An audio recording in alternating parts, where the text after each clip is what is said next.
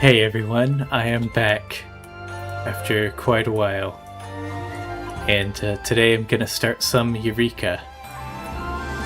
But before that, I want to go over the recent live letter that was released today, early this morning for me.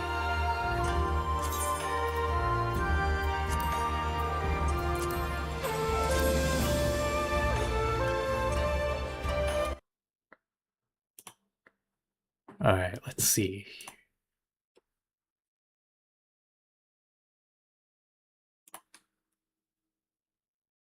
Here we go. I'm gonna start with the trailer.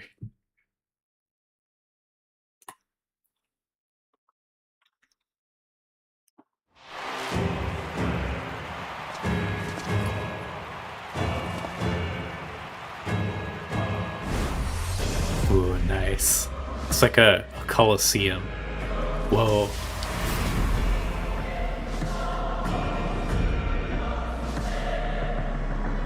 Still very far away from this point in the story, but this should be like point 4 starting the next expansion. Be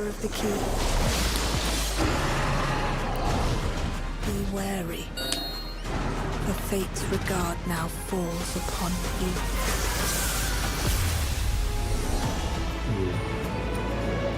This looks cool. An ever-changing sky. Art in this dungeon looks great. Believe my eyes. It was like I was walking among images from our oldest records.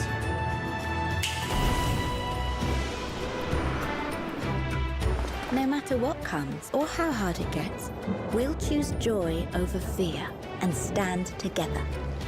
There's nowhere else I'd rather be. This looks really interesting. Like a whole Capitol building of some sort. It's dark Thomas the Train. Whoa. It's like destroying the platforms.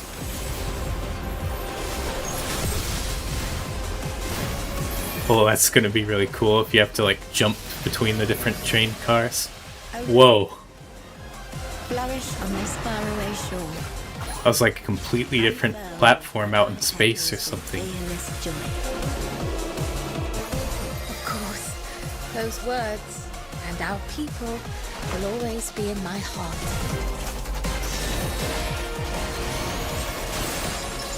It's like the new PvP map. I'll have to try PvP at some point. And the new Gold Saucer minigame. I'm gonna be trying that once the patch comes out. Because that is something that I can do. I will hear you scream. Whoa, the music. That's a cool design.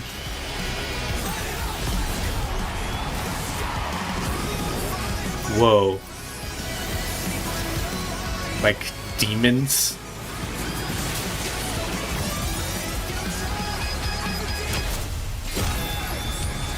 Yeah, it looks like all the raid bosses are demons.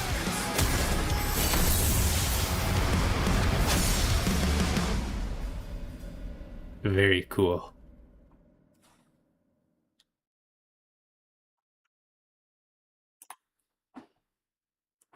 Final Fantasy always has some pretty great trailers. Definitely looking forward to that once I eventually catch up. Alright, let's go over a recap video.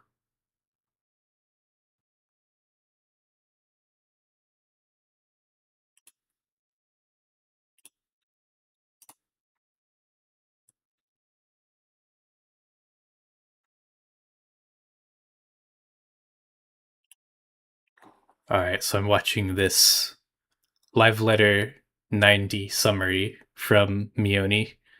I've linked the original video in the description, so go check it out yourself if you want to. And let's see what's added here. Hello and welcome to my summary of Live Letter Part 90. Basically, we had 3.5 hours of talking about various features in 7.4 with in-game demonstrations, so I'll do my best to summarize this as much as I can without obviously losing that detail. The Live Letter opened with the trailer for patch 7.4, which you can find a link to on screen.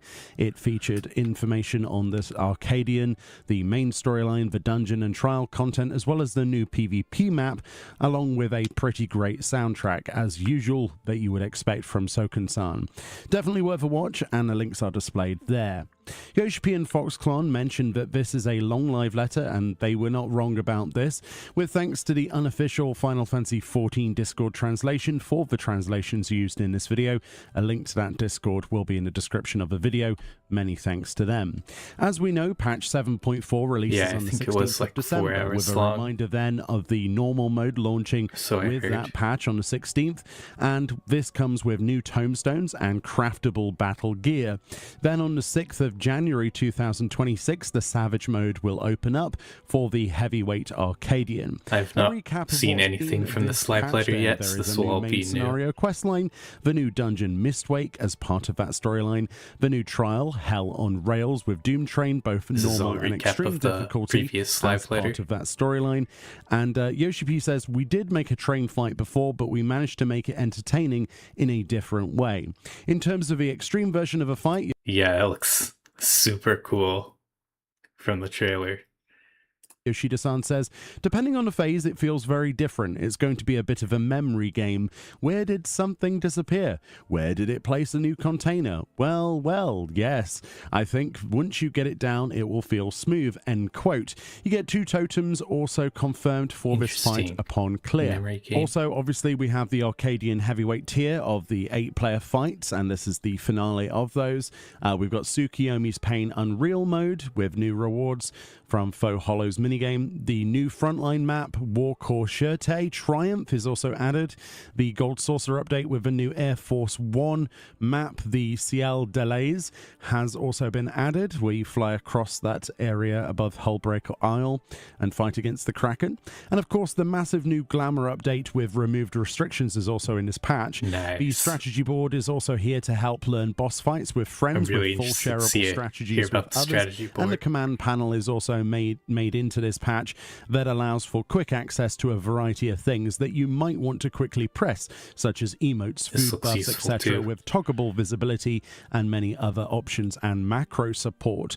For the Occult Crescent in 7.4 series, we get 3 new phantom jobs added. This includes the Gladiator, the Dancer, and the Mystic Knight. There are also new beneficial accessories coming to the Occult Crescent for further bolstering of those stats on your character. Duty support is also being added for Desmal Darkhold and Aurum Vale with NPCs, and 2 new color themes for your UI, clear green and clear white, will be added. Yes, the week the patch comes out, I'm going to be doing the content that I can do. I'm going to be doing the new Gold Saucer minigame, and I'm going to go through duty support on Zemail Darkhold and Aurum Vale. Really interested to see how those dungeons are changed. Those are kind of the late to Realm Reborn dungeons that can get pretty difficult if you have a new tank or a new healer. They can be pretty difficult. Do you want free internet? Forever? You got it. We're offering free fiber-powered internet. On this slide, Yoshi P also mentions for 7.5, we're also going to be adding 2 difficulties for the new Forked Tower, end quote. So just a bit of extra information about the future. And a new Deep Dungeon update then. So this is a big one. If you are disconnected while soloing a Deep Dungeon, or if your entire party is disconnected during a group run, you can actually now resume progress as of 7.4 by logging back in within 10 minutes, provided nobody nobody has been KO'd. Interesting. It will, however, still count as a wipe if someone did get KO'd. In that brief time, your character remains online after a disconnection. This comes as people have given feedback that it's unfair with the DDoSes against various servers, basically losing out on attempts for soloing, etc. This should alleviate some of those concerns. Very nice quality of life change. Now for content beyond 7.4's 16th of December release, Cosmic Exploration and its new planet and systems is scheduled for 7.41. The new weapon upgrades for phantom weapons for combat roles are also in 7.41, and we get a preview of some of these here on this slide, which look really pretty. Actually, I'm looking forward to collecting those. In 7.45, the new variant mode dungeon, The Merchant's Tale, will be added, and Hildebrand is also scheduled for 7.45 with more hilarity in Solution 9 and that storyline. If you haven't done it, definitely catch up. And that's the main contents of 7.4. It's always going to be the case with Part 2 live letters that the majority of the rest of the stream was showing off in-game, and let's go into those details. Starting with the Arcadian heavyweight tier, Yoshi P zones in. It is a tag team match for the second fight for the heavyweight tier. There's a summer beach theme with the trailer, and on that trailer you can see many more of the mechanics of the fight, such as tidal waves and fire effects. The fight with one of the fighters is fire-themed, with plenty of AoEs to avoid, and then some way through it tags in the other party member that is water themed with those tidal waves and other mechanics. Looks pretty cool. The music is amazing, and as you probably imagined, cool effect. Yeah, we're going to do a bit kind of like a beach frat party. There's sort of punk rock music in the background for this, and they do also say here the HP bar is shared. So rewards then for this. Firstly, a picture of the Raid series tank set, which looks absolutely interesting. Definitely something different. The melee set then next. We've got some maiming. And we've also got some striking here, I believe. Ranged physical. We've got scouting. There's the healing set, which is quite rare for them not to have a robe, and casting as well. Yoshipi says, looks like we've made outfits for a shooting game, end quote. I have to agree here. It reminds me of old Phantasy Star Online type glamour. It does look like very interesting. And obviously you can cross glamour these now with the restrictions removed in 7.4. I like the bright colors. It's less about them being a maiming set or casting set and more of, those are the stats you need for those equips, but you can wear whatever you want. So that opens things up. Next, then they mention a song created by award-winning artists will be featured in the Arcadian heavyweight tier. Rage Against the Machine's lead helped make a song for Arcadian with Everything Burns. That's Tom Morello. This is a collaboration Soken-san has wanted forever, as Rage Against the Machine is one of his favorite bands. Through connections via Jason Charles Miller, this collaboration was made possible, apparently because they're board game buddies. So we can enjoy Everything Burns as the title of a track in-game during the heavyweight tier. And if, like me, you're wondering, can I use this on my streams on YouTube? Apparently, quote, had to get everything legal sorted since people are going to stream the content, etc. But he told us it's not about money, and because the community is so great, to just use it, end quote. So that's pretty lovely, isn't it? They're releasing a single. That's awesome. I'm glad they went through the extra effort of making sure that people could stream the game without having to mute the background music. That's very cool. Soken gets to collab with someone that he's wanted to for a very long time. Version of this digitally, and I don't know if it's physical, on December the 17th if you wanted to pick that up. So on to the PvP update then, a bit of a lengthy one. PvP Series 10 obviously begins. They don't show any of the rewards. There are going to be PvP action adjustments as well. There will be the Wolf and Eagle gear in exchange for commendation crystals, which, as a reminder, will still require you to get at least crystal ranking in ranked PvP seasons to get at least one commendation crystal, or place highly to get more of those. So even though these replicas are of gear rewarded for ranked positions in Season 1 and 2 of the Feast, they do have a different color palette this time around, And interestingly enough, they still require you to do pretty high ranked stuff to get them. I thought they might have unlocked these for everyone, but unfortunately you will still need to do quite a lot of ranked PvP up to Crystal at least to get some of those crystals. So yeah, Yoshibi says, quote, "We did want to keep it distinguishable from the gear that people grinded for back then," end quote.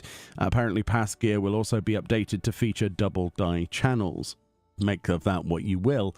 The new frontline then, 72-player content as usual, where you fighting in 3 teams representing your 3 grand companies. They show the existing frontline modes. They mention this new mode where you're on the offensive to reap the rewards 72 rather than anything players. else. They say cut down your competition as you claim triumphs. That's gotta across be the intense. arena. Triumphs then are areas. They cannot be retaken by other teams and do not need to be defended. This is all about being on the offensive. The whims of the weather sweep across the battlefield, they say. They explain the scoring or tactical rating system. To increase your team's tactical rating and score, you defeat enemies or claim strategic locations. These appear around the arena. To claim a triumph, you stand inside the circles that are available on each of these shapes to raise your team's flag. Once all circles have a flag planted in them, the triumph is then claimed. He says here, there is no point having multiple people stand in these circles. The more corners the shape has, the more points it is worth. They emphasize you do not need to stay and defend in this game mode, and there is no way to retake them, so it is fast-paced, designed to keep pushing you on to fight more people. Showing this off then in the game, as you can it's see, kind of like once it capture the changes colour flag, and fills with but a grand company, it takes flags that point. can't be If a retaken, so player you from just a gotta different run alliance around is and also in get the circle, as you many cannot as you claim can. this, so obviously you have to fight them. The triumphs can be different shapes, as they mentioned, with the points of a shape being capture points. Yoshipi says, but it doesn't matter how many players stand in it. Multiple players from the same alliance in one circle will not make claiming it any faster. So it is pretty much balls against the wall, just go and have fun, which is quite interesting and refreshing. Aside from that, then, it's first to 1,400 points wins. They mentioned weather does actually have effects, though. Snowmen spawned here on this effect. The snowflake area they show gives a barrier buff to you if you stand in it. Yoshibi says they happen closer to the circle, so they'll always be near your battles against the points that you're taking. Next is the Northern Lights effect weather. This gives you a buff that affects the rate of how many high point spots will spawn. That looks beautiful. These triumphs will spawn, so more of those will spawn, and also affects how quickly your LB gauge regenerates much quicker whilst the Northern Lights are active in the sky. So as you can see, weather effects will actually change things up a little bit as you go around capturing and destroying your enemies. On the PowerPoint, they explain how the capricious snow spirits spawn in snow weather, and they create frosty obstacles as well. So they can give you, obviously, the powerful barrier if you stand in the AoEs, but you can also use the snowmen as obstacles for line of sight blocking.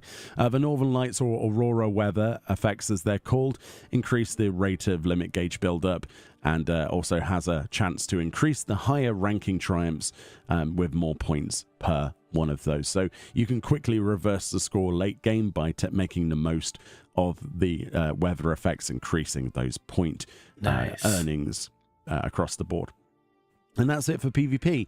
The Glamour update gets a mention then. This feature allows you to use any gear in your Glamour, basically irrespective of class, job, or level restrictions. They do mention how, due to animations, that's ultimately the reason why weapons and tools can only be equipped by the corresponding class. This is one of the only few limitations. In the game then, they show this. Yoshi P is in an inn room and shows his character window as a black mage.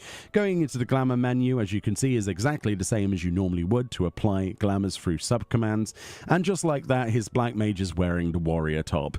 It's as simple as that. Once again, changing the chess piece to that of a scholar. It's really just as simple as that, and it's just unlocked for use.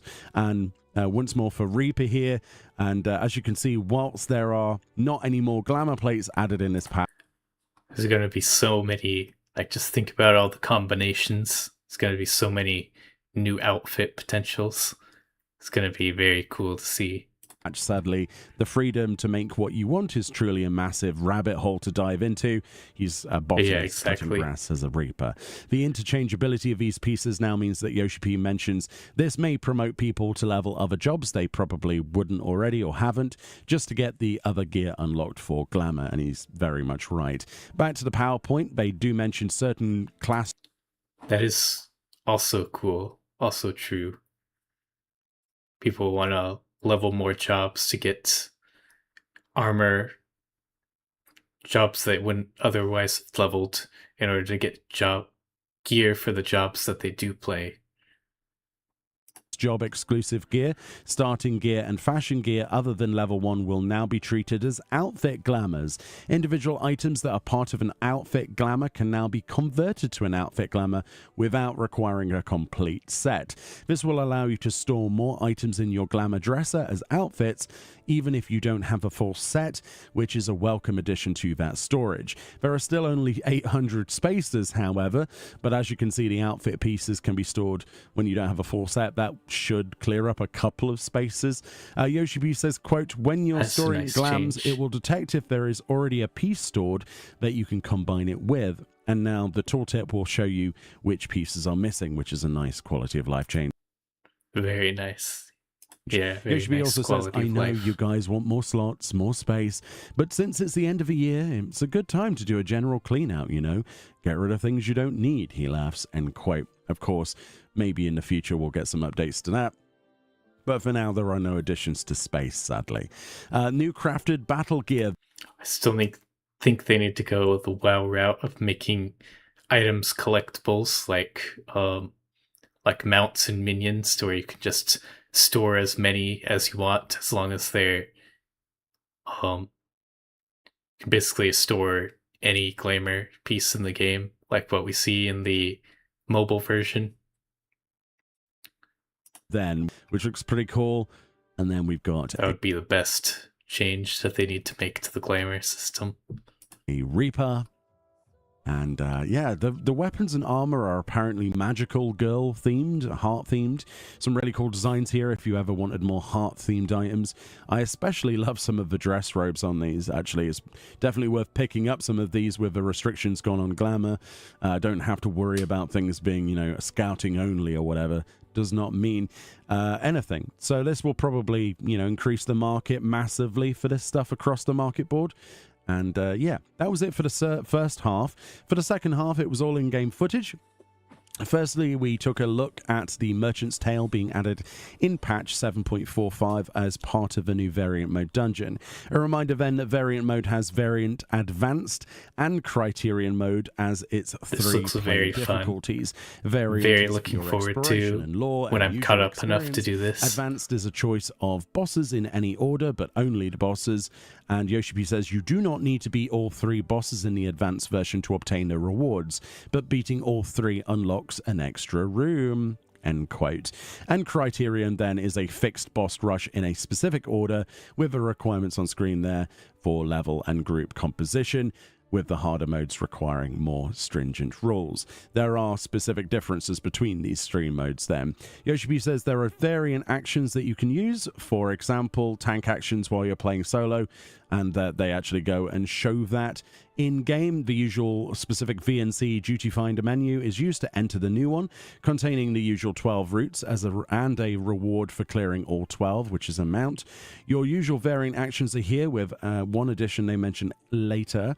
The painterly effect on the streets are bringing this storybook area to life. You'll also notice that the lighting in here almost makes your character look like they're also painted into the picture. The path splits up and Yoshi P has a text box appear. Whoa, that's really cool.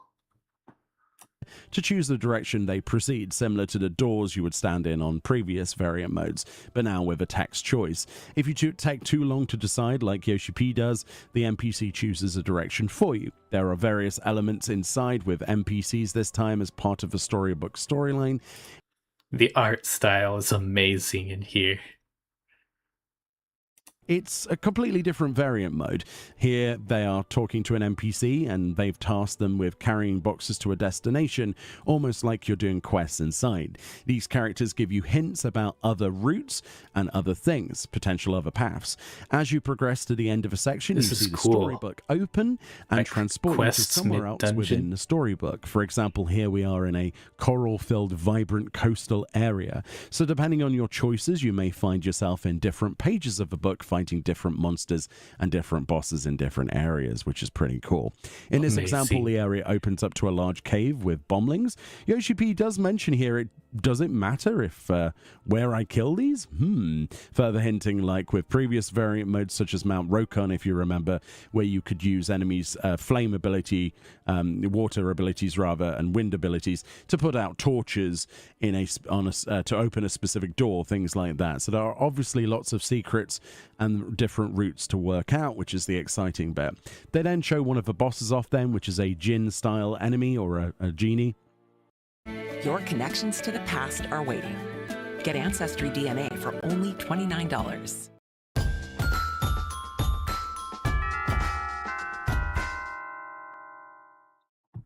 Lots of mechanics to learn and different choices change the abilities on the bosses as usual, much like with the other variant modes. Yoshi P actually wipes here to a chariot mechanic and then nearly dies to a cannon line AoE on the next one. The chariot's paths are actually shown on the lines. This time he does the mechanic, and there are lots of cool things to learn per boss, with the difficulties increasing obviously in the other modes. It's sure to be quite a fun little dungeon, and again, once again, dying to the chariots. They actually re-queue in and choose a different route, showing different paths and things like that. I do think that they probably showed a little bit too much of the area, but yes, there's also another boss they previewed, this giant griffin chimera thing, filled with exploding balls of mud and other AoEs to avoid. The boss disappears under the ground and pops up to do damage. NPCs appear and drop bombs on the area, and then rock slides happen because of those explosions to actually avoid. It looks like, once again, quite a little fun boss fight. They do say playing alone with friends, that's the fun part. And let's touch advanced variant mode, they say. So they queue into advanced mode, which the difference here is if you go to the main square, you have a choice on the text box without an NPC, and you choose between which of the 4 boss areas you go to first. They choose to fight a boss from a trailer with the Favnerian-style carpets and the like. There's lots of very interesting mechanics here. Obviously, the difficulty is pushed up much more above variant mode, and lots of stuff going on here. Quite simple mechanics overlaid, but obviously you'd need to see them to learn them. And, Yoshi P is alone here, and it's usually 2-player minimum content, so he does get inevitably defeated. Yoshi P says the mechanics are pretty much evolved from the normal mode. And now we go back to the PowerPoint. The only new variant action that was added then is Variant Eagle Eye Shot, which deals high damage to one enemy, rather. This is available to all roles, and basically something you can press on cooldown for maximum damage, in addition, obviously, to all the usual actions making a return. Variant Raise 2, however, revives one ally, will be only available in Criterion mode, which is the hardest mode. Each player can only use this action once per boss encounter they mentioned. This is to ensure the difficulty remains for that top difficulty mode. Now onto the command panel system. Once again, as a refresher, this is a new UI element inspired. Really looking forward to seeing what this is all about. Or I guess I know what it's all about, but I'm curious to see what it looks like in action. That allows players to put anything they want that they can usually put on a hotbar onto one of these slots on a new command panel system. This comprises of 4 tabs with 25 slots in each. This is convenient for storing emotes, macros, food buffs, etc. Things that you might want to occasionally use without giving them a permanent slot on your regular hotbar. The extra menu definitely going to be using that for shows the quick emotes. panel as an option, and this is where you find that function in 7.4. This can be dragged to your hotbar or macroed. Pressing this brings up the quick panel, and you can click the cog icon to change the transparency of the background of the panel, scaling, and many other options. Going to be really useful for raid commands too, like marking targets in areas. The second one is open panel where your cursor is. Option 3 is open last panel used, and 4 is lock the panel, so they do exactly what they mention. Yoshi P says that they've got advanced controller integration as well. Now I am on a controller, he says. You put it on your cross hotbar from the extras list in your action list, and from the subcommand list like you would have it when you just set an action to your hotbar. It has the additional menu now to put it on the command panel. And from there, we can open the subcommands again and move it to the panel. The L and R buttons swap between the panels. Apparently, there is also an extra setting for controller, in this case on the Xbox controller, where you can press Y to speed up the cursor, and holding Y will allow you to navigate jump 2 spots around when you're trying to choose something.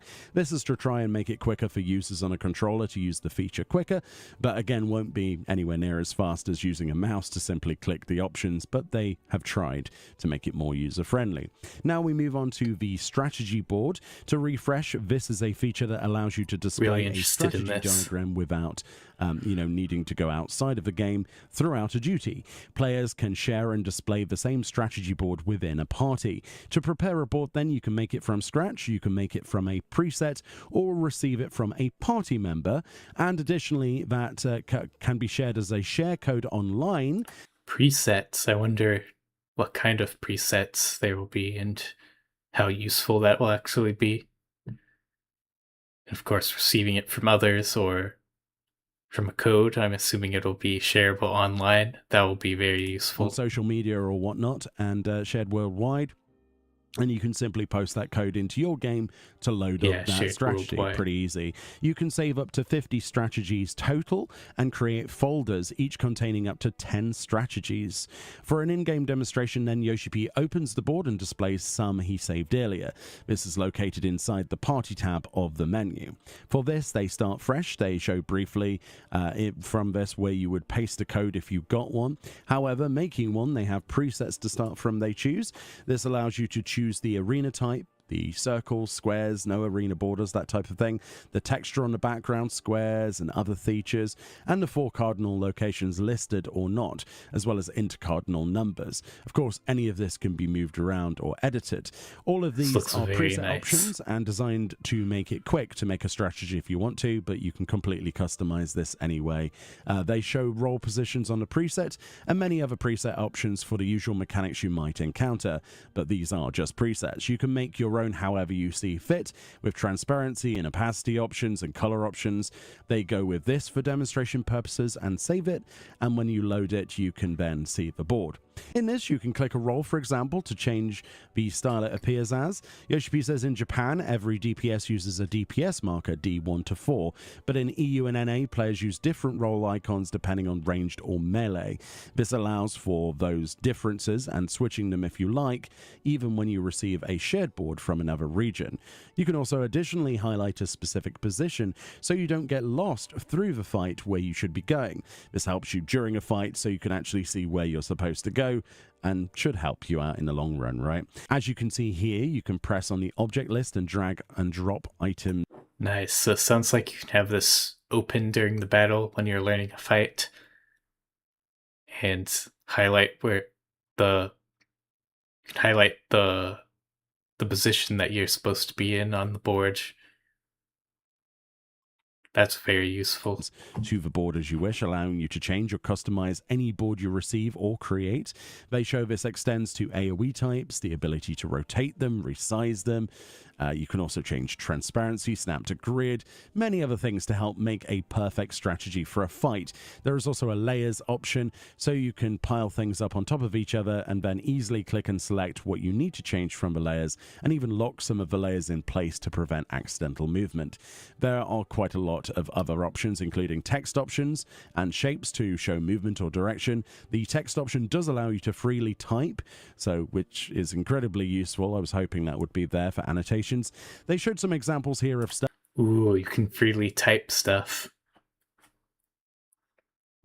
That is going to be extremely useful. They have made. I can definitely see myself playing around with the options in here for a while. It's going to be fun. Especially when I get into these fights. I definitely want to go and do some extremes. I'll have to get a group together. See if I can find some people for that. I would really love to do some extremes blind. And I could see myself definitely going to into extremes blind, play around with the options as I figure out the fight. He says, we looked at It's going to be a lot of test fun. if we could put them into the strategy board, end quote. So they've tried to ensure that the usual features that go into guides outside of a game are represented as well as they can be in the game for people to utilize, which is obviously very good research. You can also screen share your strategy boards with your team whilst editing them on the fly live, allowing you to discuss tactics with your party. The button to do this, once you open there, is a subcommand. Share real-time share allows for that sharing. On the other screen, with a party member in your party, they get a pop-up, and when they press it, it opens that page. As you can see with this picture-in-picture example they shared on the live letter, the left side is the editor, i.e. Yoshi P, and the right side is the party member. Only the editor may change things, not the party members, whilst showing. As you can see, Yoshi P is dragging Very useful. You can drag stuff around while you explain. the AoE line stack around, and the other person can actually see this. This helps explain things to people in the game visually, which normally, requires some people to use like Paint or something, or a whiteboard system on Discord. This allows people to do it all in the game, and levels the playing field, obviously, and controller players, right? It should be easier. Yoshi P says it might feel like slight lag, but since everything is going through the server, this is the best we can do, and I think it's pretty good. Honestly, it looks great. If it's like that in the game, I don't mind a little bit of latency. Now for more PowerPoint then. The strategy board can be shared individually. You can kind of see the delay a bit. With It your doesn't look party. too Up bad. to 20 boards can be stored additionally temporarily from other players. Be sure to actually save any that you want to keep, they say. So yes, you can save permanently 50, but you also get 20 extra as temporary that get deleted after a amount of time, probably when you log off. You can share codes for boards via a subcommand and then post them online or wherever you want, and then someone can just plop that code into their board and save it. It's as simple as that. Yoshi says you can also keep those codes if your storage is filled, and you can re-enter the code later at another time and add it again. So that feature is really quite fleshed out. Nice. I was wondering that. Like, what happens if someone makes a board and then makes code for that board, and then they delete the board on their end? It sounds like the code, as long as you still have the code, you can always reproduce the board, even if the person who made it deletes it. Some combination with the command panel, you can have certain things from strategies show up. So that means you could theoretically store as many of these as you want, because you could just have a text document and store a bunch of codes. Awesome. On your screen at all times. Some players have post-it notes, he says, stuck on their screens. It won't get rid of all of them, but maybe this will make it easier, end quote. And I agree. And that's pretty much it for the live letter for part 2 of patch 7.4 preview on live letter 90. On screen then... Yeah, that's probably the thing I'm most excited for right there.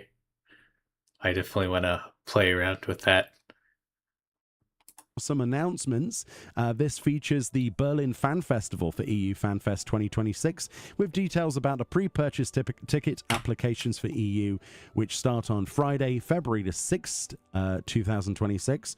If you're wanting a date for when to actually be around to try and get ticket applications, there is a page and QR code link on screen if you want to go to FanFest EU, scan that code.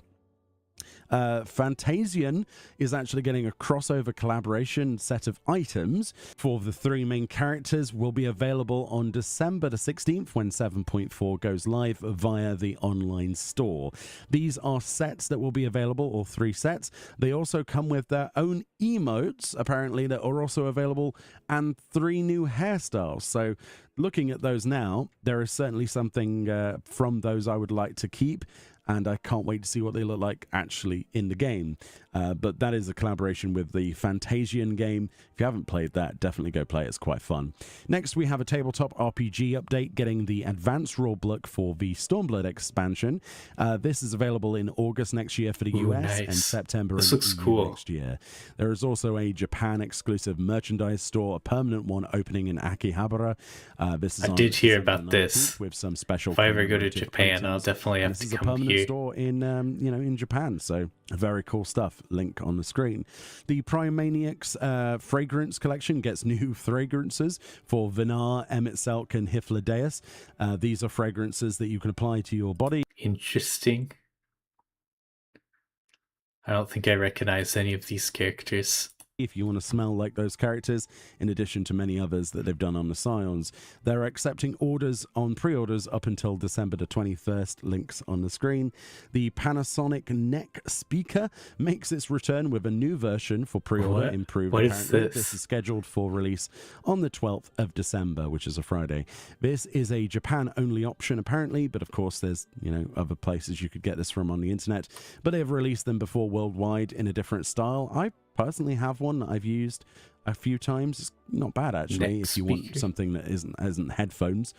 Quite good surround sound. And the collector's edition upgrade sale digitally continues until December the 7th, so if you want to get any of those items from the collector's editions, you can do so cheaper for a limited time. The official patch note reading for 7.4 with Foxconn and Yoshi P is scheduled for the 16th of December in Japanese audio only, which is the same day of release in the morning, so bear that in mind. They're also recruiting game testers for Ultimate content as a temporary employee in Japan. If you have what it takes, then there's a link on the screen. Hopefully you get a cool job. And that's it for Live Letter. That's got to be a fun job. What are your testing thoughts? raid I'm fights personally excited and about the getting minor paid for quality it. of life changes, especially to the deep dungeon with the DCs, not getting that wiped. I would do that. Just because of a DDoS or something. Very helpful. Amongst other things, the glamour update. Obviously, I don't have the experience for it because I've never done any hardcore raiding. Things, but there are certainly some things that. But that would be a fun job. Definitely. I'm pretty excited for 7.4 personally, and let's hope the direction of the storyline takes a good turn, and I'm looking forward to seeing more about whatever's going on in that trailer. Much love, and I'll see you all next time. Very cool. Yes, that was the video by Mioni.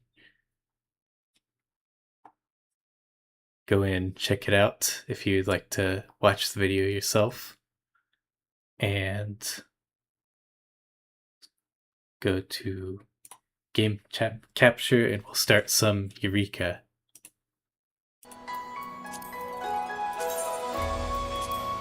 Yeah, definitely the most exciting thing for me is the whiteboard style, the in-game strategy board. That's gonna be a lot of fun. That's gonna change up the guides, the people who make guides, because then they can explain the fight in a video, but then they can link the code for you to have off to the side in game. You can download the code and have it on your computer. That's gonna be a lot of fun. Alright, let's head to Eureka. The final zone of Eureka. Let's talk to Rodney. Adventure. You couldn't have come at a better time. The preparations for restoring the ward are in place. I'm pleased to report, and with our practiced efficiency, we've established a base camp on practically the doorstep of the students' headquarters. Now, in keeping with tradition, the region in which the camp lies has been given a name, Hydatos, a reference to its watery disposition. God's willing, this will be the last corner of the island that the expedition will need to contend with. But without further ado, let me know when you are ready to head over. Mistress Kryle is very keen to resume her efforts with your help.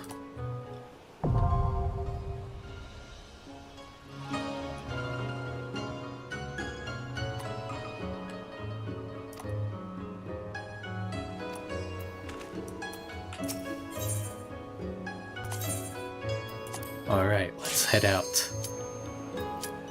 Wait.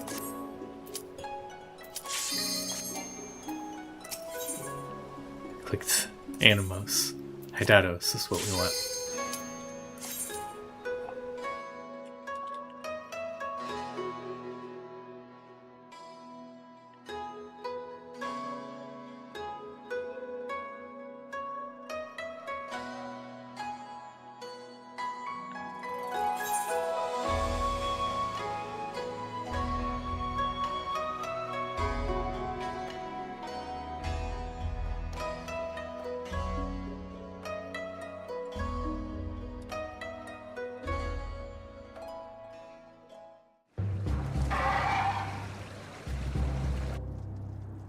backwards waterfall?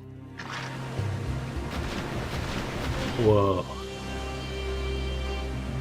Now the water's flowing up.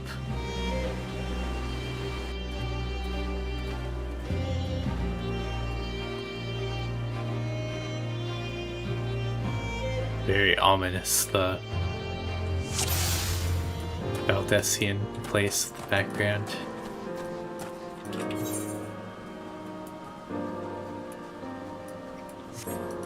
Cool, we got another new zone for Eureka. Ever a sight for sore eyes, Jaguar. By now it's no secret, but we can't well continue our work without you. As always, let us begin by taking stock of the situation. Through our previous investigation, we learned that the Founders had sealed away the primal Eureka on this isle. However, Egica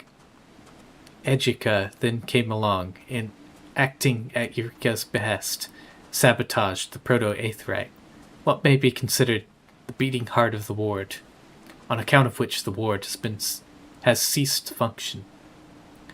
For our blessing, we discovered a way to restore it, by infusing magicite with copious amounts of ether to create a new focal point. It took considerable time and effort, but the preparations are now ready. All that remains is to reach the primal and seal it away once more. In order to do that, as per our original objective, we must gain entry into the students' headquarters. However, this has been rendered complicated owing to a number of factors. Aside from lying beyond impassable terrain, the structure is protected by a ward of its own. Did you ever doubt it? Yeah, it does look like it's protected. Ordinarily, members of the students are able to teleport inside. The high concentration of aether we've measured makes doing so extremely dangerous. We must ascertain the conditions first, or we risk not emerging from the life stream. So I've in mind to enter via back door, as it were. Yet this method of ingress, too, isn't without its problems. But it's better to explain it out in the field. And that's where we stand. Now before we set out, there's one last matter I'd like to attend to. See, I had tasked the expedition scholar with researching legends pertaining to Eureka. Call it a scholar's hunch, but I thought that a hint might be scrounged from amongst the tales. But come, let us see what the good scholar has dug up for us.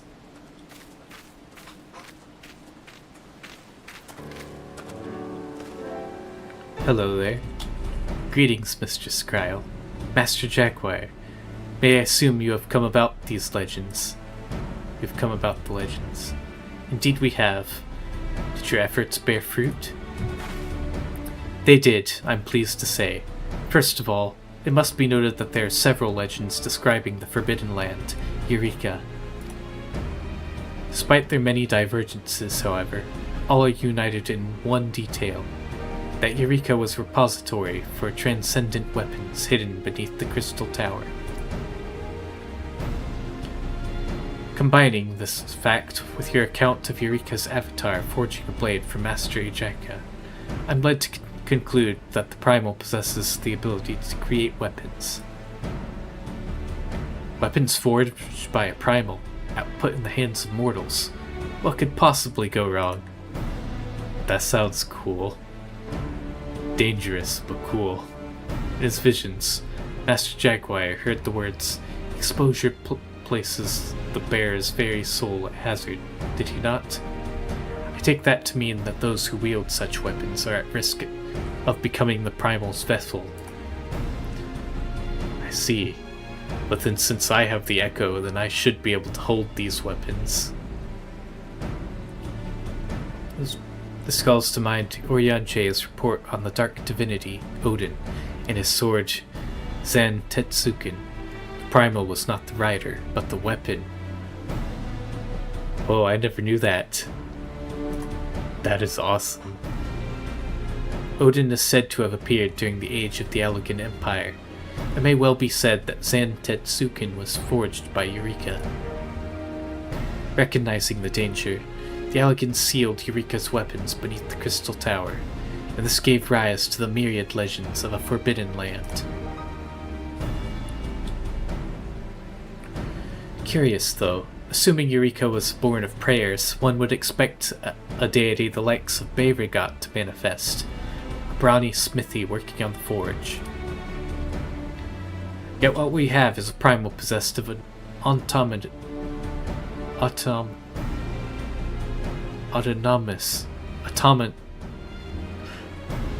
can't say this. Autonomous avatar, which goes around promising power and glory.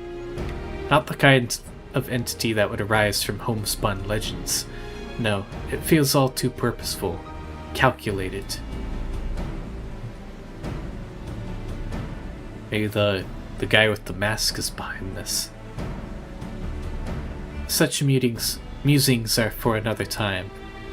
I have some few things to prepare in order to make use of the aforementioned back door. In the meantime, would you go and pay Geralt to visit? I understand he's devised yet more ways to ease your labors. Come and find me when you're done speaking with him. A moment, Master Jaguar.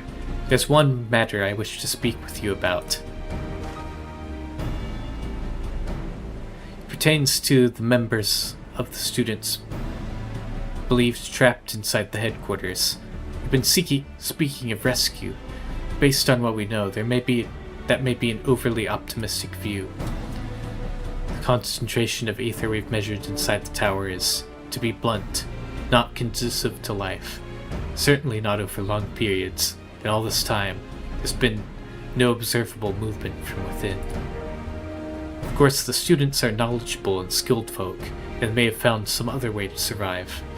But even as we cling to this hope, we should prepare ourselves for the worst. Forgive me for bothering you with gloomy talk. I won't keep you any longer.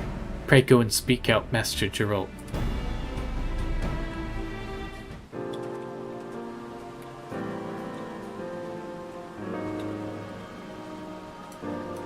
So there might be people alive in there if they found a way to survive the energies in there. Kind of think there might be, because they are scientists after all. Oh hey, we have the Logos manipulator. Cool. So we can use Logos actions in here.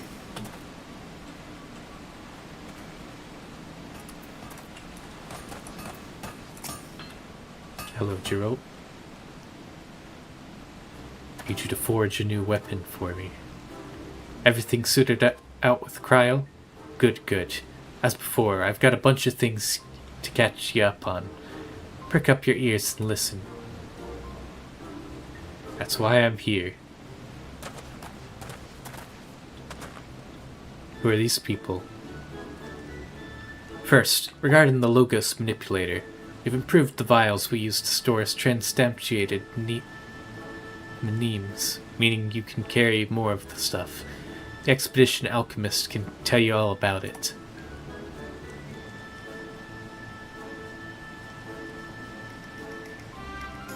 Next, your Magia board. If you was already impressed with 6 pieces of magicite, rejoice. We can now augment the thing to hold 7 stones.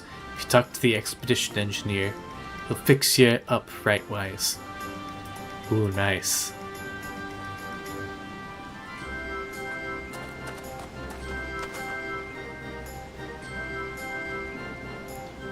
And last but not least, my favorite topic.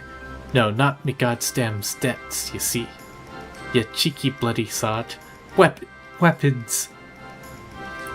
I found a way to make your weapons even stronger. If this tickles your fancy, you just let me know. It does. That's why I came here. And while you're here,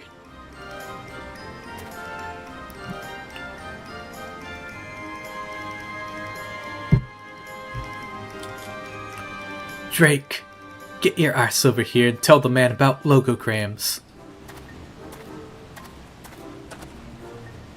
Sir, I am pleased to inform you that we have discovered new varieties of logograms here in Hydatos. Certain combinations of these may yield heretofore unseen names, and I encourage you to experiment with the logograms you come upon.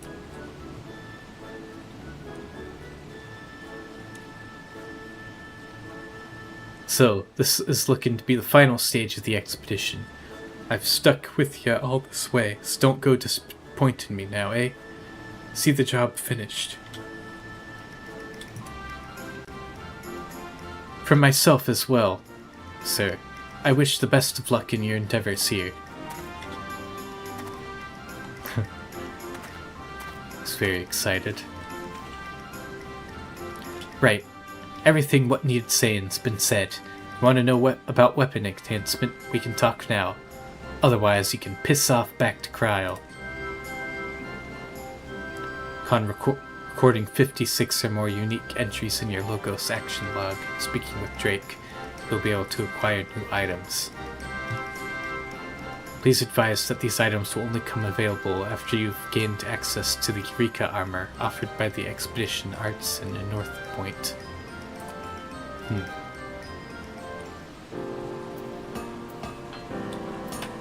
Alright, weapon. Let's talk about my weapon. You know, looking back, we've come a long way. If the talk around camp's true, here's where the journey ends. Bah, listen to me trying to wax poetic. Feels like hot turds tumbling out of me bloody mouth. Let's get on with it, eh? I love this guy. So, last time we strengthened the weapon by infusing it with the mnemes. Stuffed it near to bursting with the power of memories. While there's no room left for more mnemes, we can fortify what's already there. And that's precisely what we're gonna do. And using aether from crystals and the like.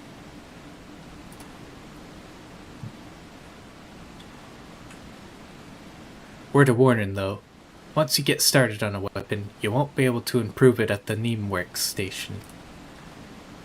That's until we've finished augmenting it at any rate. Just bear that in mind. And that's the long of short of it. Off you go then. Get me the materials we need, and I'll get to work.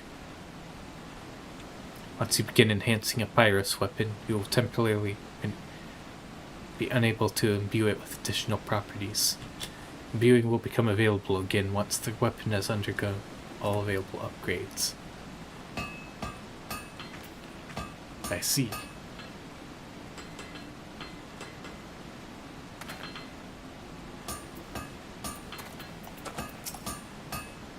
Ah, there he is. What have you got for me this time?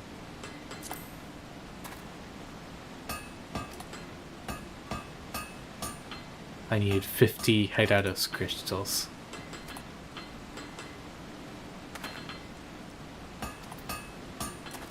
Cool.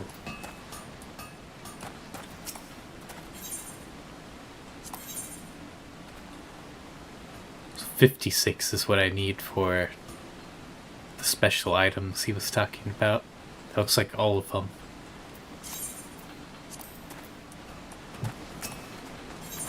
Interesting. So that's like a special reward for collecting them all, it seems like. Do I need to attune to this place?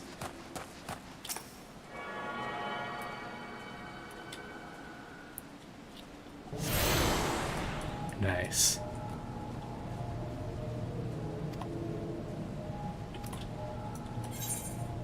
There's more shards out here.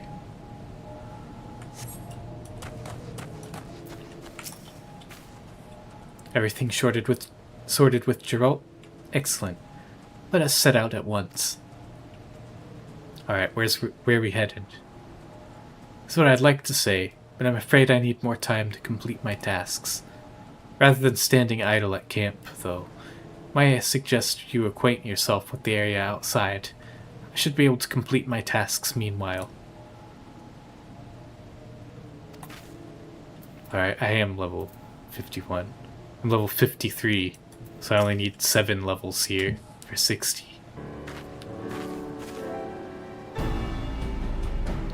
apologies for the wait. We now have everything we need to make use of the back door. To be sure, there's still a couple things that require doing out there. First, let us head out to the central columns. It's due south of here, at the Val River source. I'll explain everything once we arrive. Central columns, got it. Oh, and I should mention that, from this point on, I'll be delegating the bulk of my duties to the good scholar. If you ever want for guidance, she's the first person you should seek out. Without further ado then.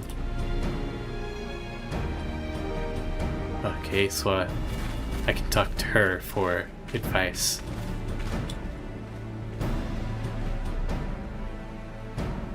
Looks like there's 3 tethers.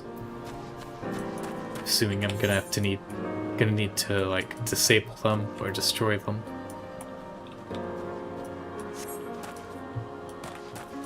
Oh yeah, there's a guy I was supposed to speak to about getting more of the stones to put in my magia board. Where'd he go? Is it you?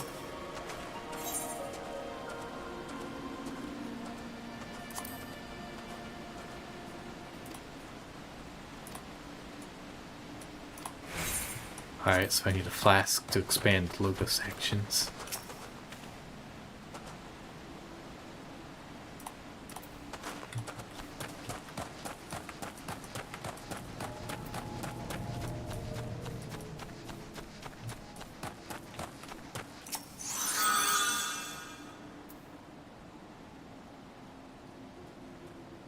Yeah, I only have 5. I thought he said I had 6 and he was adding a 7th one. Was he talking about something else?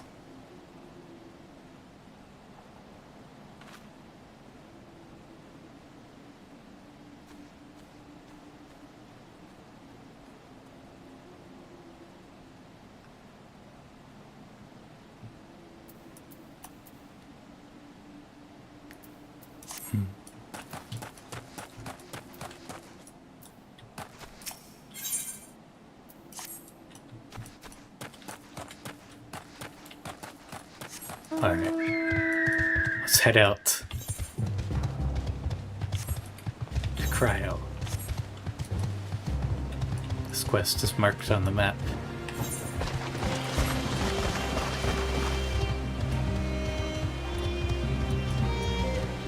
Final Eureka zone. 7 more levels left.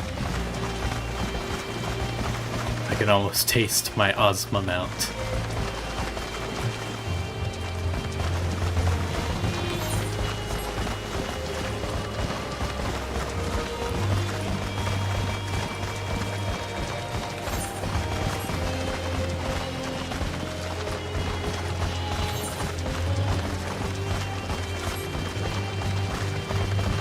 So I need to get up here.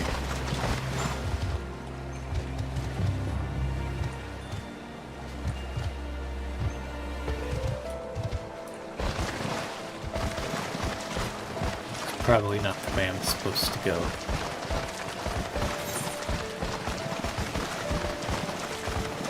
Maybe around here. Yeah, here's a way to get up.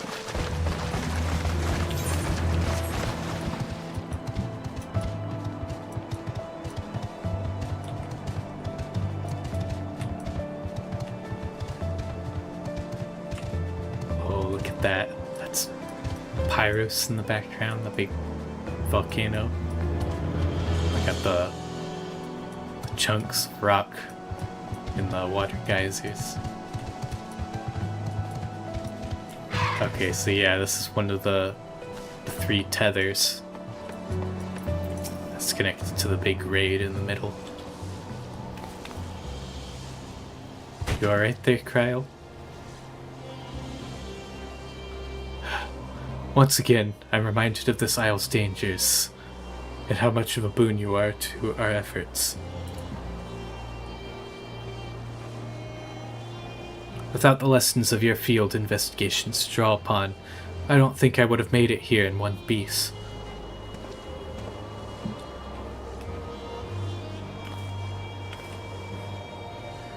So, the back door. It's an aether bridge that conveys you to the tower's entrance. built for those who lack the ability to teleport.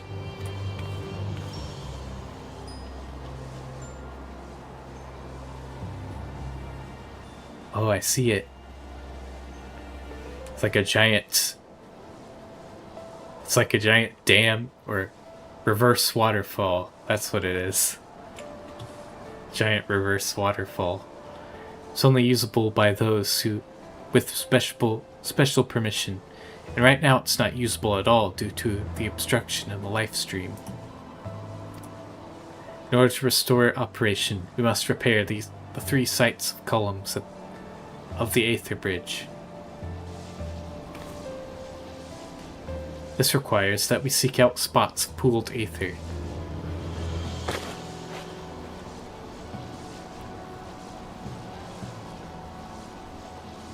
And deploy these regulators to restore the flow. I'd be grateful if you could assist with this task. According to my readings of the nearby area, the aether has pooled in 2 locations along the river source, one in the north and another in the south. I will search in the north. If you would do likewise in the south, you should have luck looking east of the Aether Bridge Foundation. East of the Aether Bridge Foundation. Got it.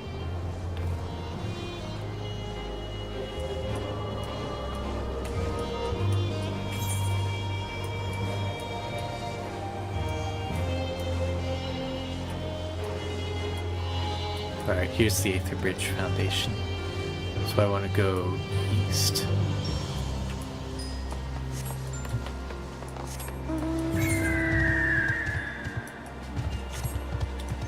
I'll make my way over to the Foundation first and then go east from there.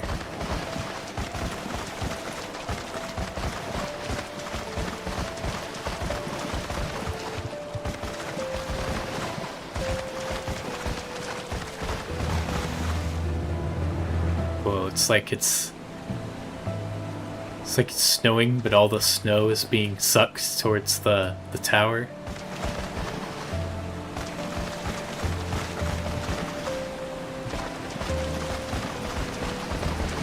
That thing is like a big ol' vacuum. It's sucking up water, it's sucking up all the snow. What if that's like a giant laser? You know, like the Death Star, it just shoots up into the sky. Alright, here's the Aether Bridge Foundation. And now we go east. Oh, what's that? There it is. Pooled ether.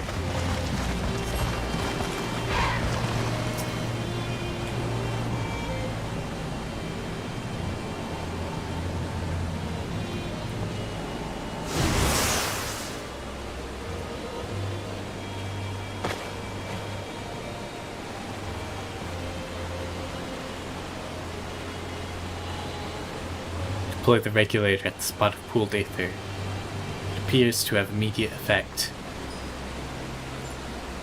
Is the snow getting sucked towards that?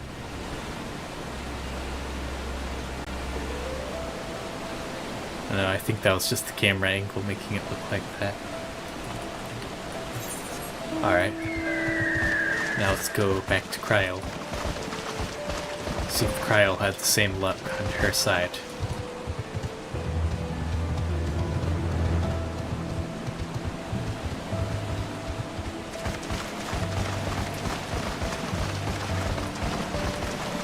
Give me a speed boost.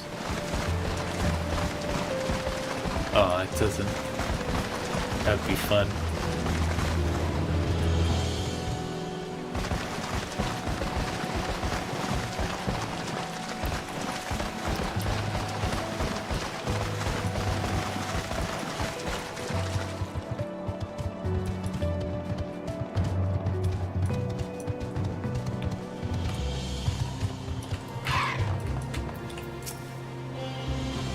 By my readings, I presume you've found and rectified the pooled ether. Excellent. With some major adjustments, these columns will be in good order again. This may take a little time, though, so sit tight for now. Or go and smite the local wildlife if you prefer. I certainly welcome fewer of them snapping at my heels. Alright, next quest is at level 54. So we've got to level up one more time.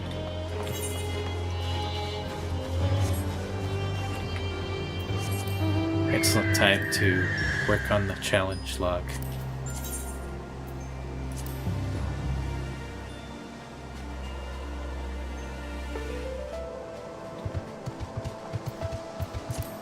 Alright, let's go fight some stuff.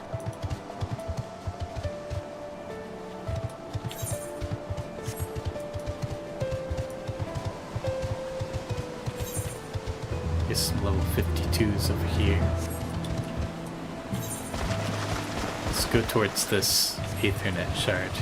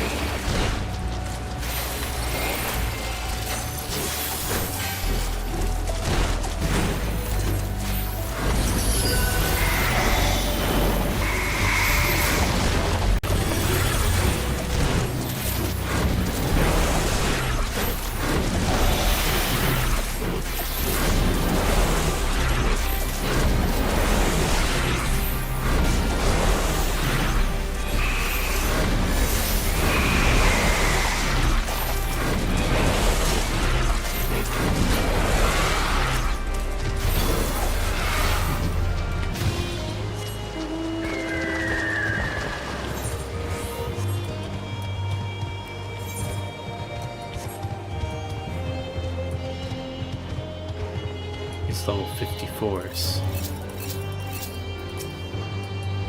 I wonder if I can take these on.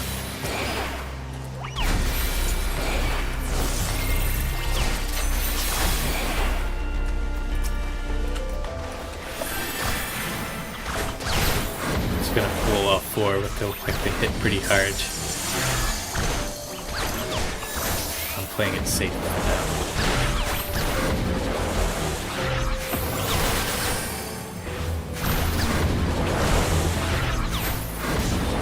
Ton of health.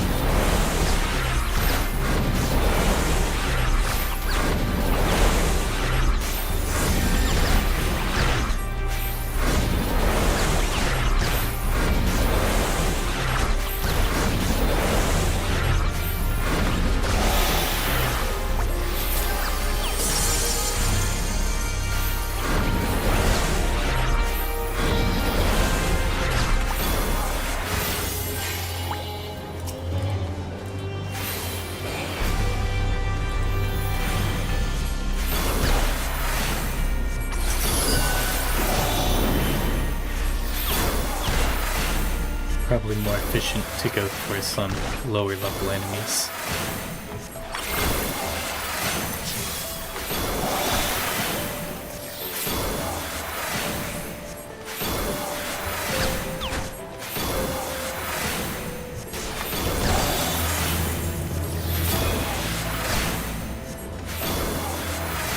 So I'll just keep heading in this direction for now though, because I want to see if I can get that Aethernet shard.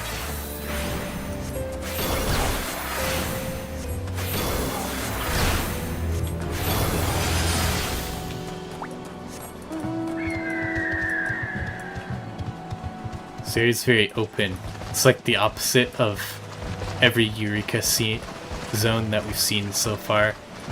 All the other ones have had like these winding paths through mountains or over cliffs. This one's just completely open.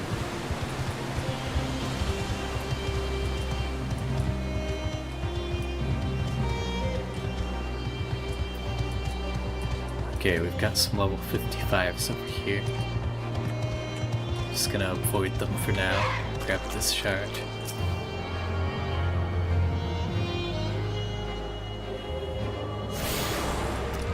Cool.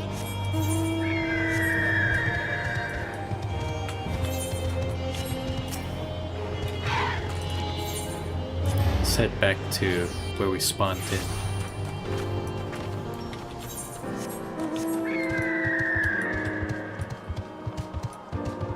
Be able to find some lower level enemies over here.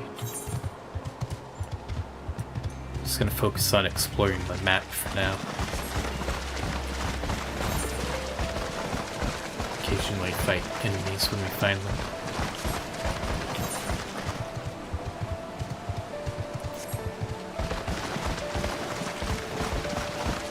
These are 50, which is too low.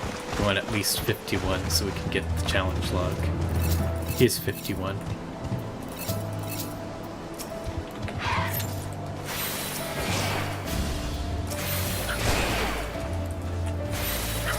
Yeah, let's round all these guys up.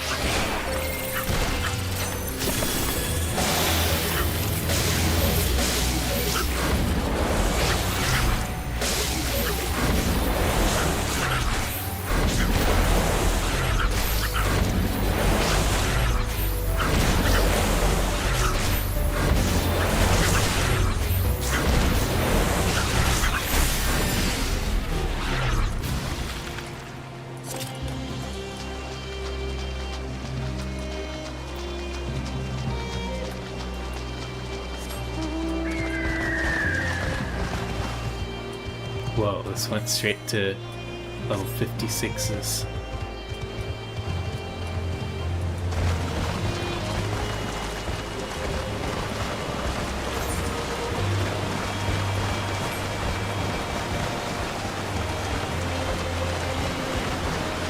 Oh, these frogs.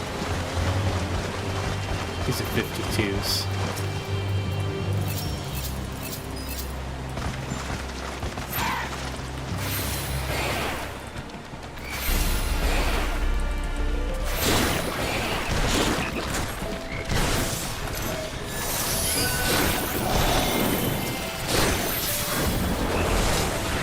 Pulling is gonna get annoying.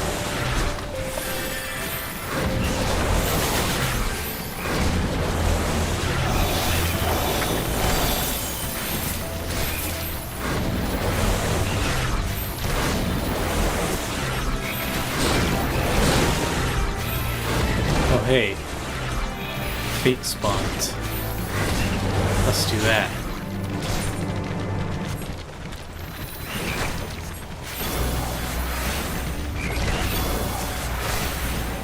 This is not a notorious monster. Looks like one of those ones where you fight enemies and then you get the rabbits to get the treasure.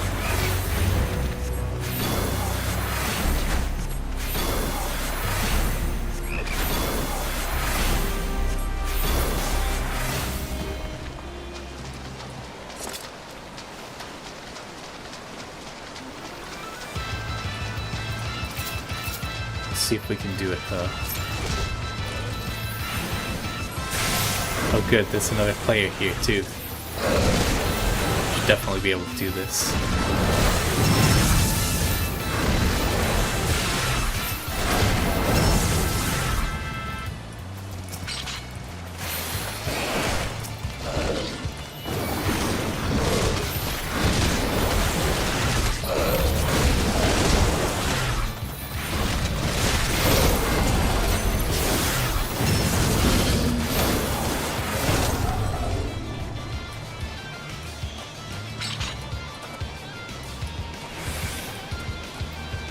Got a boss. White mage. He's got a cane.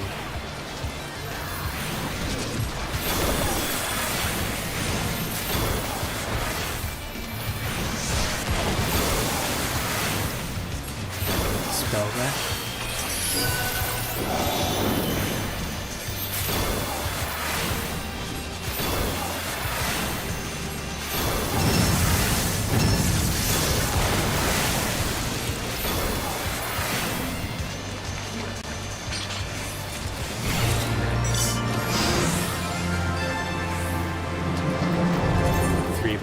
boxes.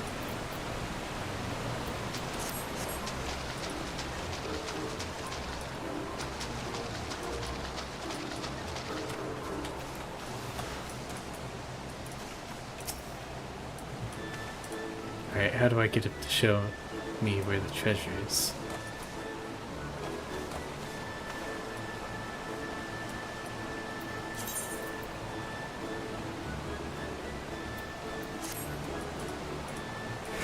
Forgot how to do this.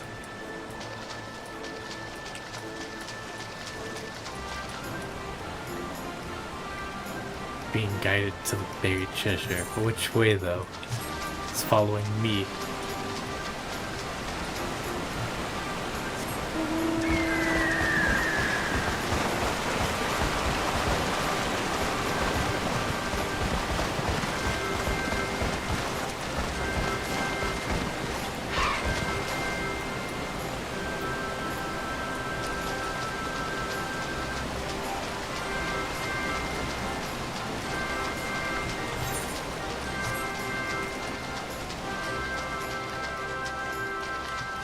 Oh, there's a fairy. Let's get that XP buff.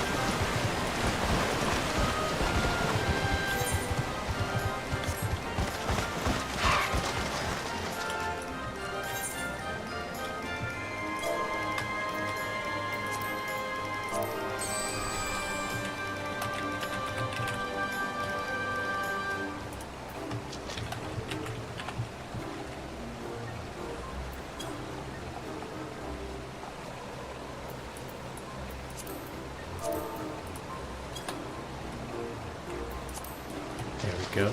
Put it in chat in case anyone else needs to find it.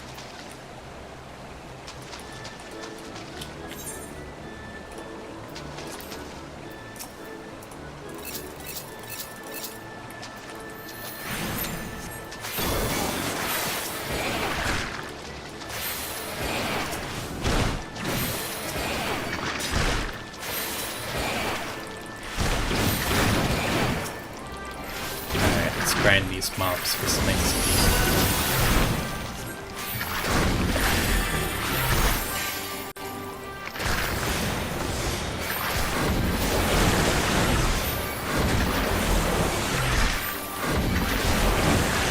Still not sure what direction the bunny wants me to go in.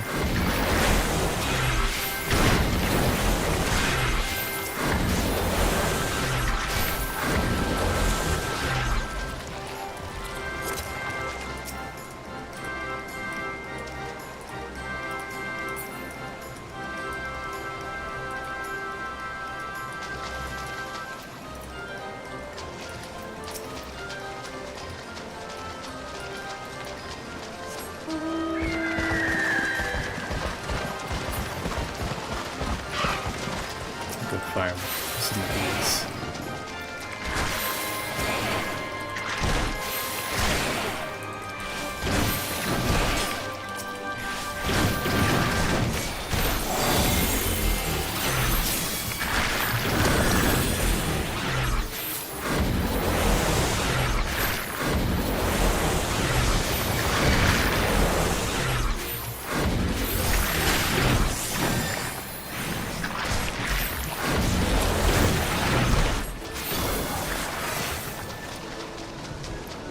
There's ice sprites out. Should probably try and find them to get the sprites log, challenge log entry. That one's not high enough level though. I need one 53 or higher. Some more 52s. Maybe this way we'll find some higher level ones.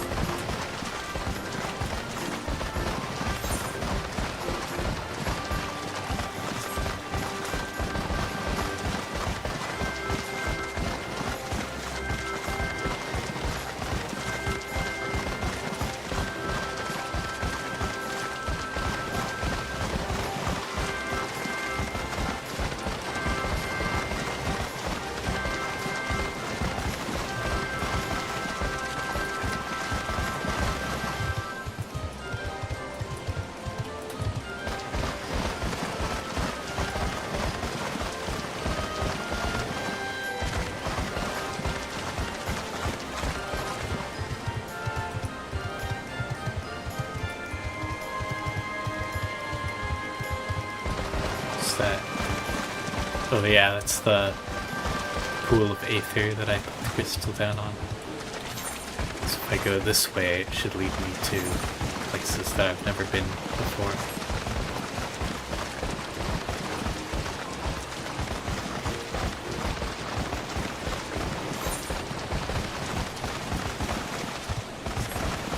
Here's another one of those tethers. Where's all the enemies at?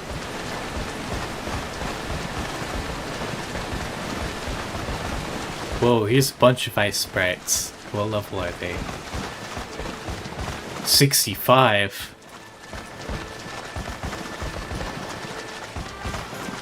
Definitely cannot fight those.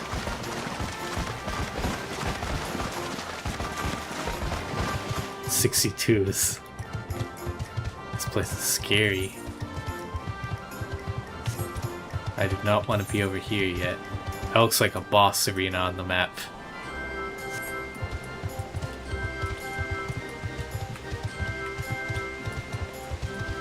I wonder if that's like the big boss of this area.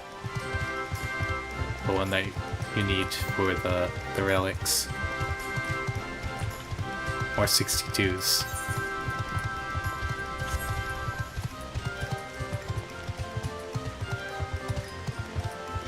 Change to thunderstorms now. So I won't find any more ice sprites, but maybe I can find some thunder sprites. Okay.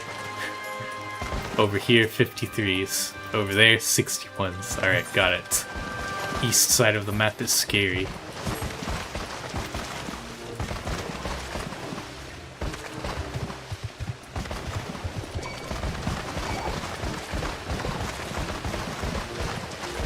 Want to see if I can find some thunder sprites, though.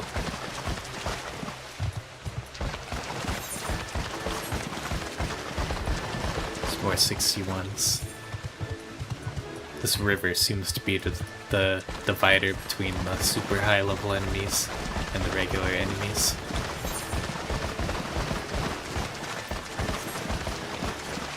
Everything on this east coast is 60 or higher.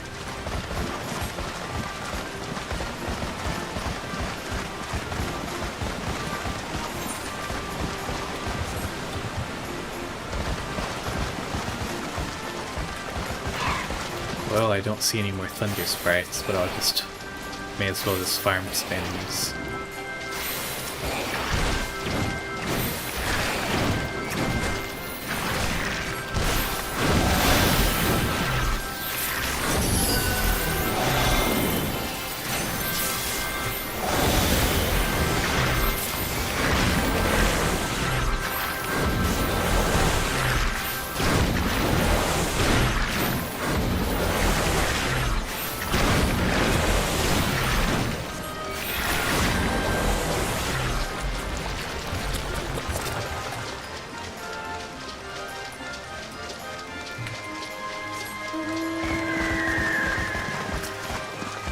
Oh no.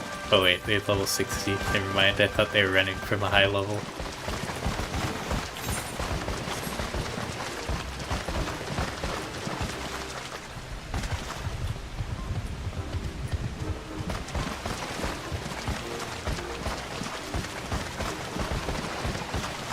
Where's the thunder sprites? They've gotta be around here somewhere.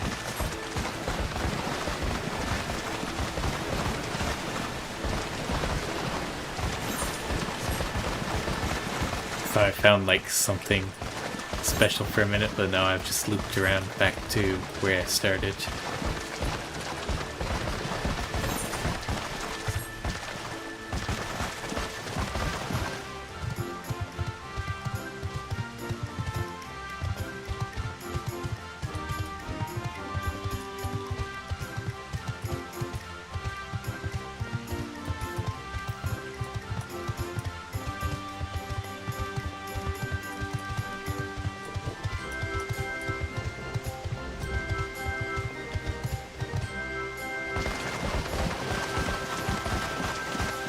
Those look like they're probably high level.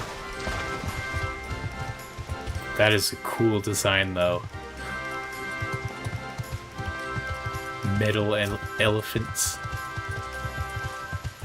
Evil red eyes. Whoa, look at this over here. Giant rock formation in the shape of a spike.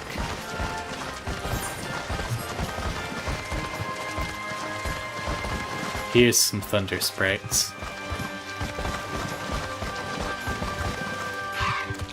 Oh, 57 though. I think I should be able to take them. I pull one at a time.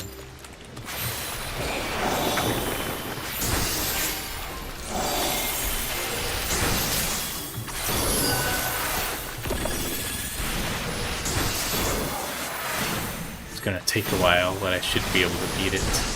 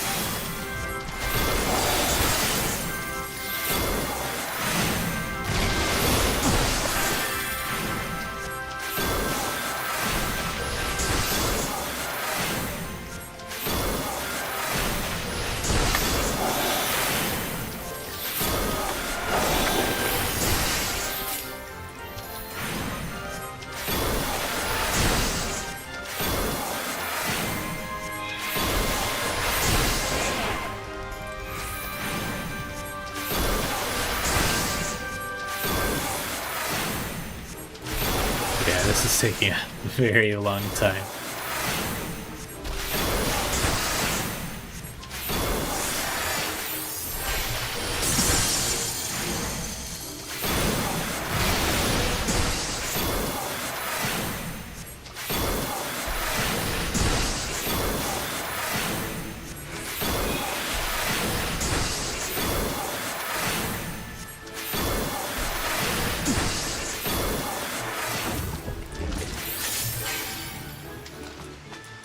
I did beat it, but that took a very long time. I'm not sure I want to do that again. I need to find some lower level thunder sprites.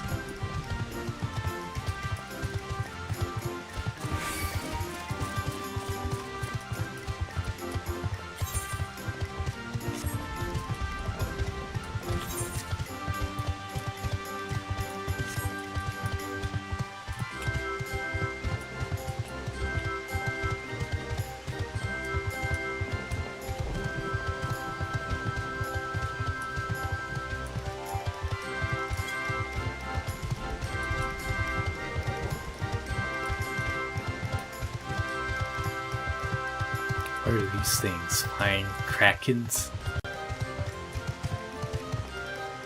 Like Zomet.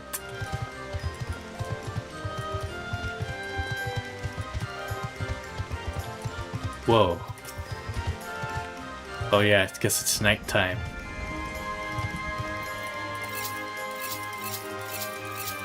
This dude looks cool.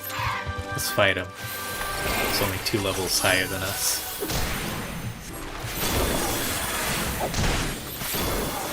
Yeah, the rabbit's about to expire. Still not sure what to do with that.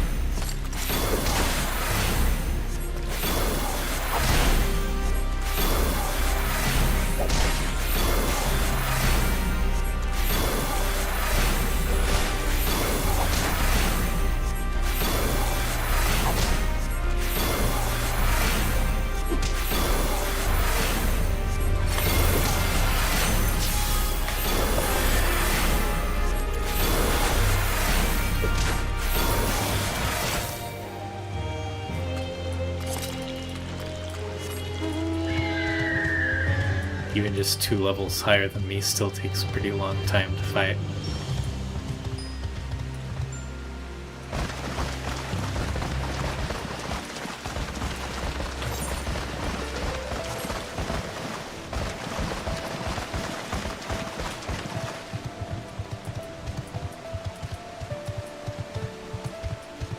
Where are the dang lightning sprites at? With some like 53, 54.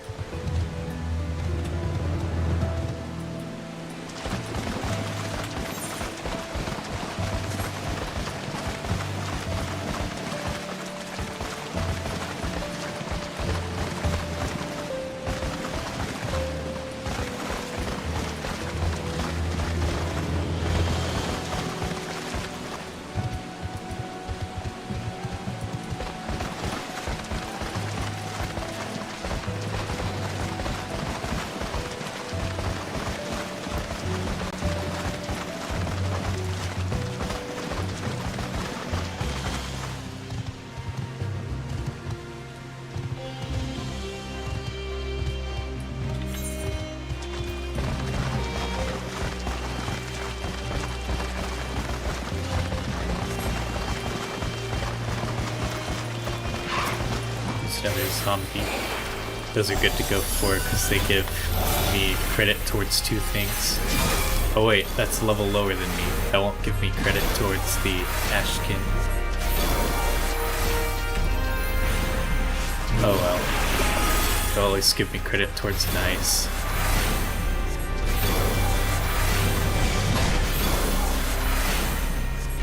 Grew up to a big skeleton. Big skelly. He's dead.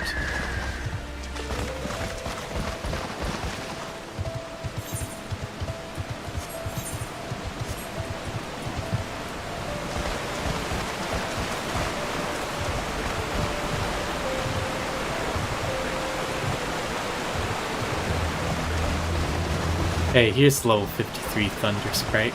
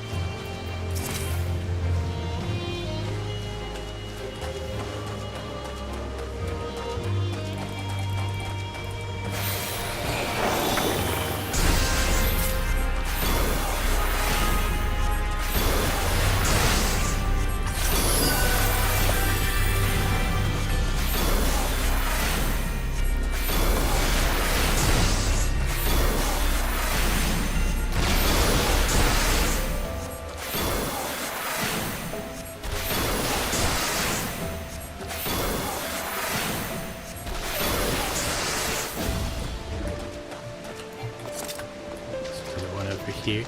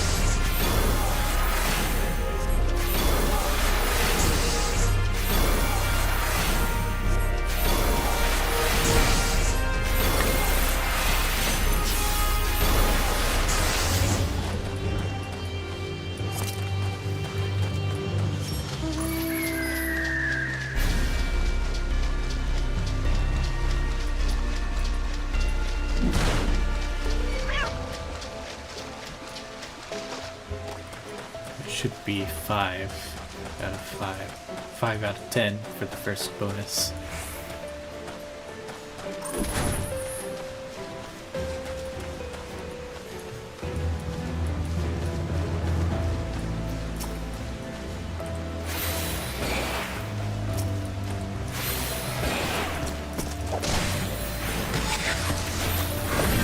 Fight one of these while I wait for the lightning sprites to respawn.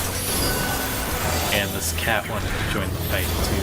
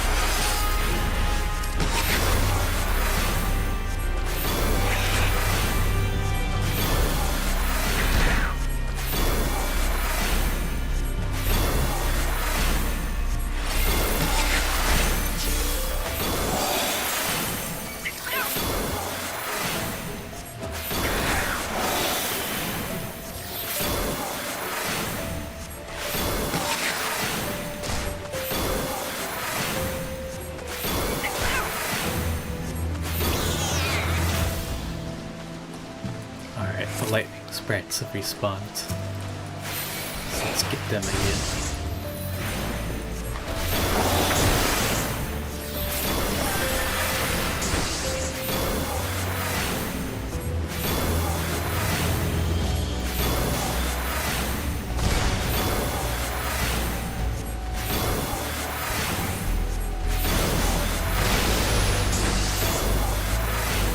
These enemies are not even transforming into something else anymore, they're just straight up growing bigger.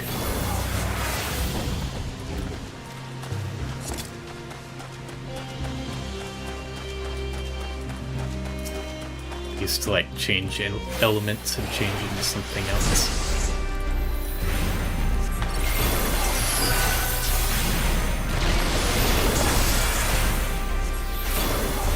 Yeah, instead of mutation, it's adaptation. Wonder if proximity to Valdesian is what's making them do that.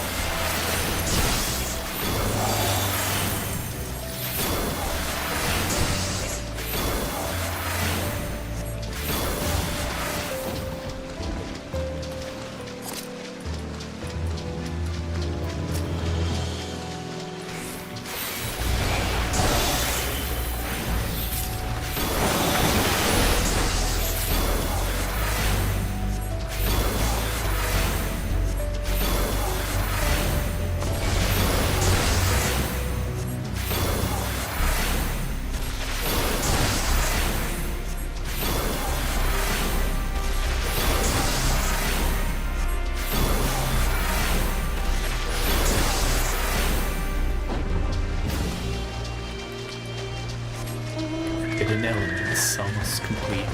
Just need one more sprite to get the bonus for killing 10.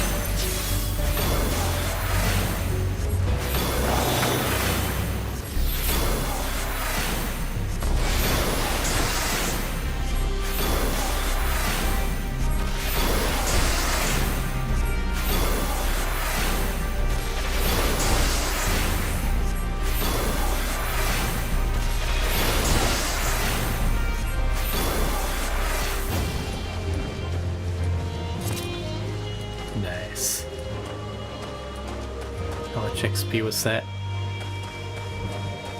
5 million.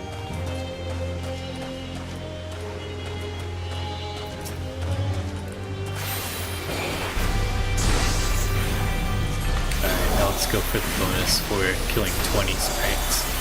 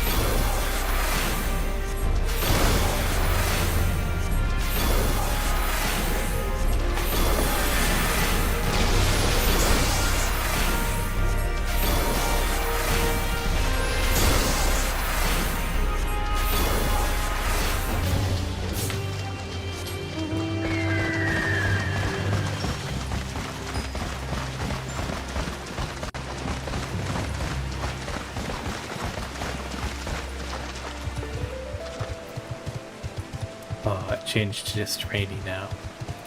So now the sprites are gonna be gone.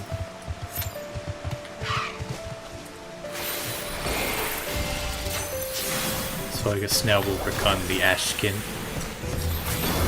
Since those we can only kill at night.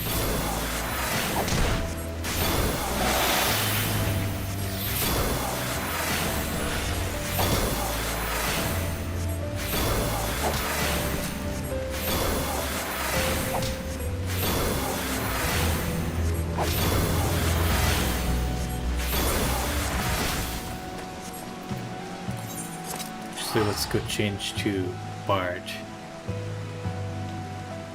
That'll make grinding a bit faster.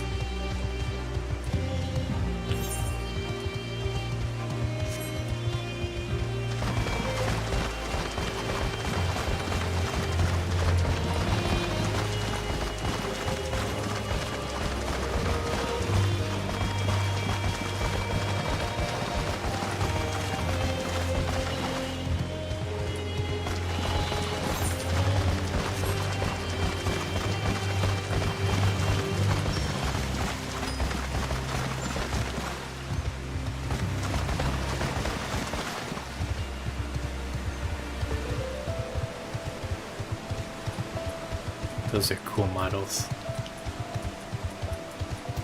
Dark Riders. I saw one of those earlier and I thought it was a player. I thought it was a player on one of the Realm Reborn horse mounts. These are level 55, so I want to go back to where I found the 53s. I think it was somewhere over here. Oh wait, there's water sprites. I can kill those. Snow melt sprite. It's level 55 though. Any 53s?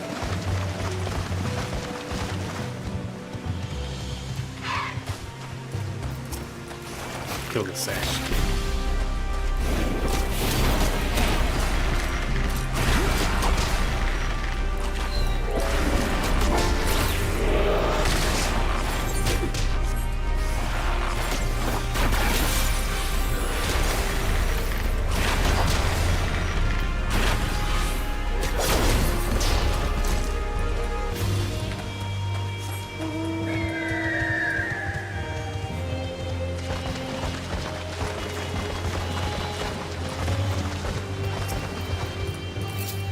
I'll try this level 55 sprite.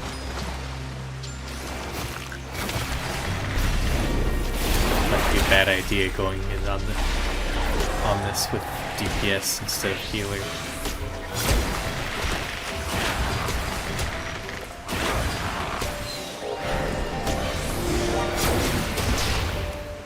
And it got bigger. Yeah, it's doing a lot of damage. Should still be able to get it.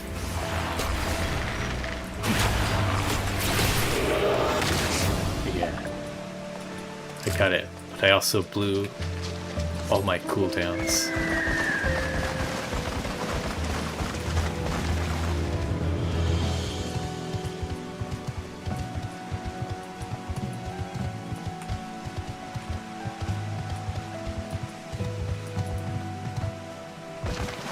Switch back to healer if I'm going to be tackling level 55s.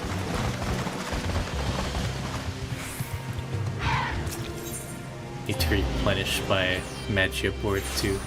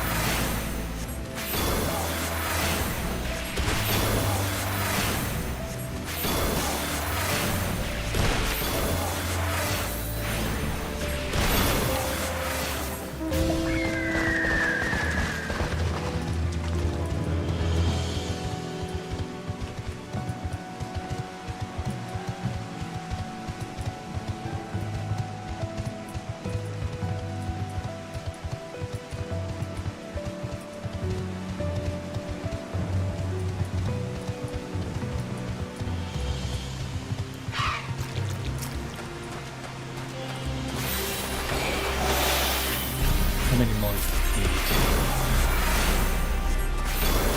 5 more. Hopefully we can get them all before it stops raining and these sprites go away.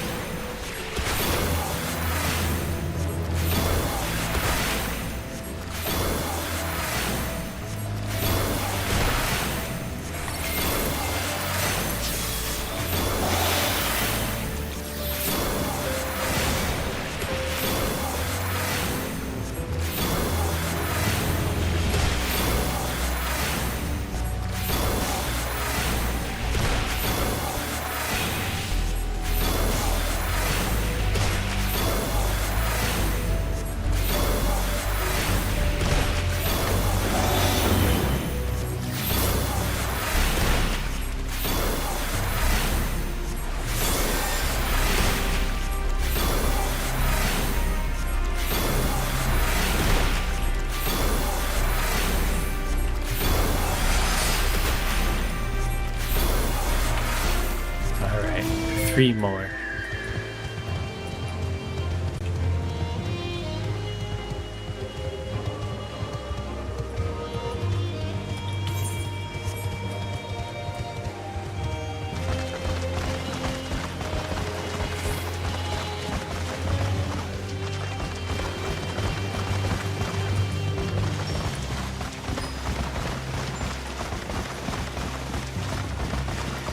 There's 2 more over here.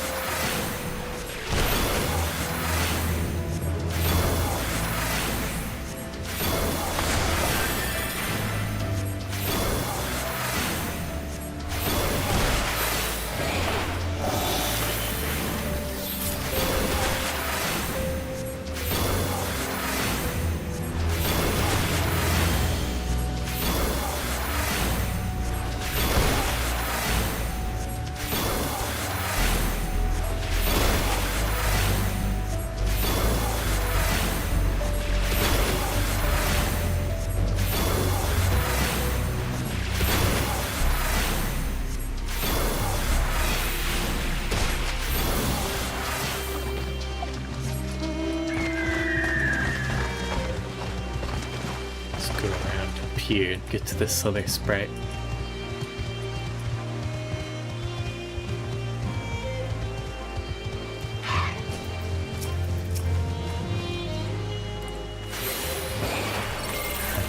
I can attack it from up here and it has to go around. Oh, it has ranged attacks. And it didn't take it very long to get up here anyway. It wasn't as much as a big brain move as I thought it would be.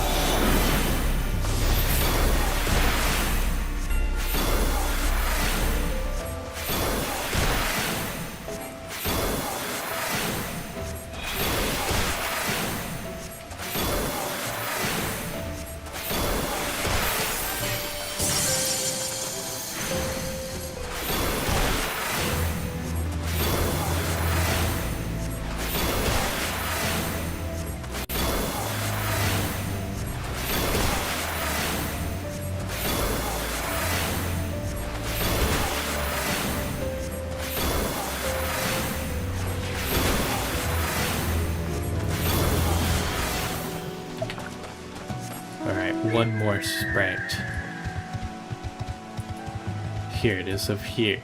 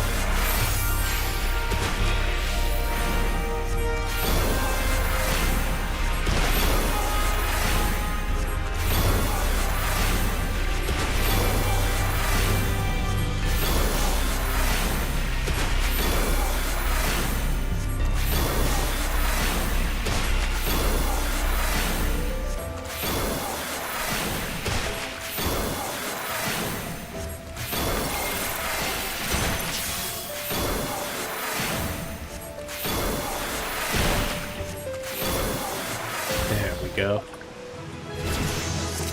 Hey, level up. I can go do that other quest that Cryo had.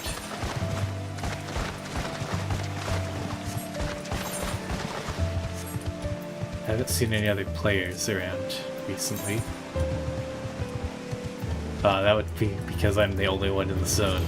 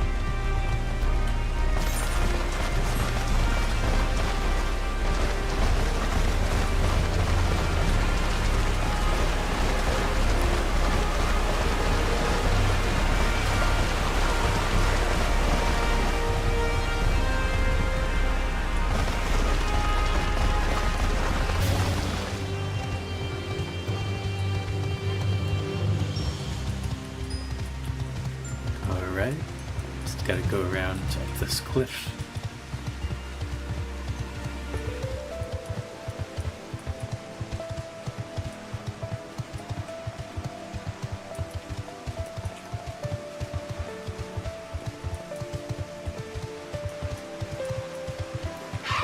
Hello, Cryo.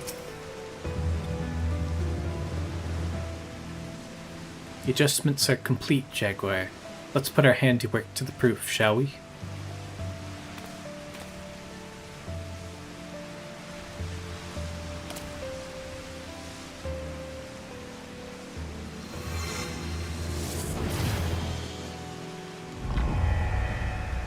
Ooh, nice. Got rid of one of the tethers. Yes, everything appears to be in order. Hopefully the remaining 2 sets of columns will prove no more difficult. With that, let us make for the western columns. It's just south and east of unverified research. Right. Silent as a mouse. Silent as a mouse. I'm glad we are going west instead of east where all those high-level monsters are. Alright, so now we've got to take care of this tether over here.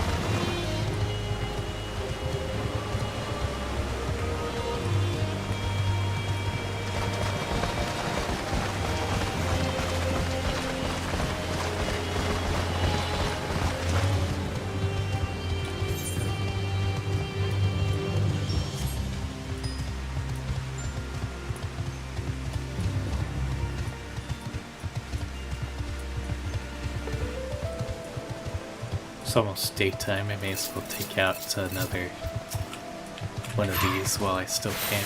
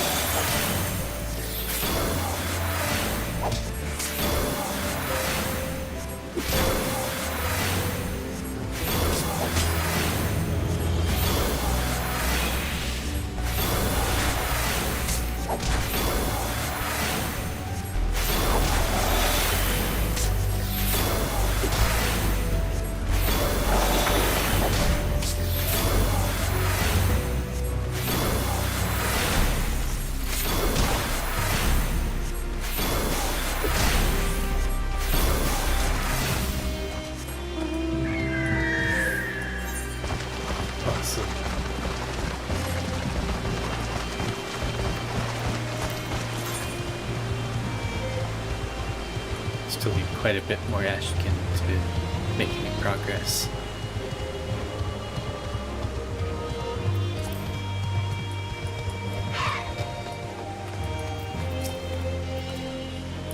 But by the gods, but that was close. I literally saw into its gullet. Cannot unsee. Are you doing okay, Kryl? Do you need me to escort you around everywhere? Forgive me, I'm alright now. So, it appears there are 2 spots of pooled aether in this area as well. Both are located in the northern reaches of the West Bank. Let us split up and find them.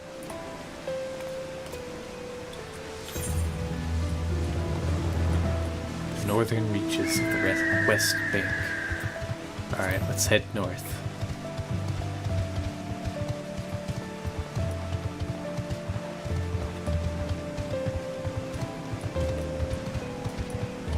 Unverified research.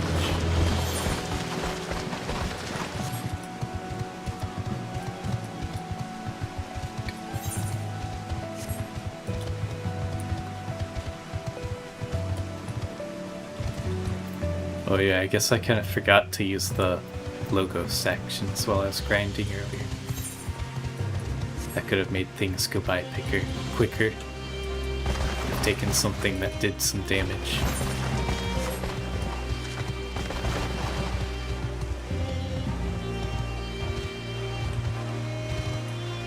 Broken down house over here.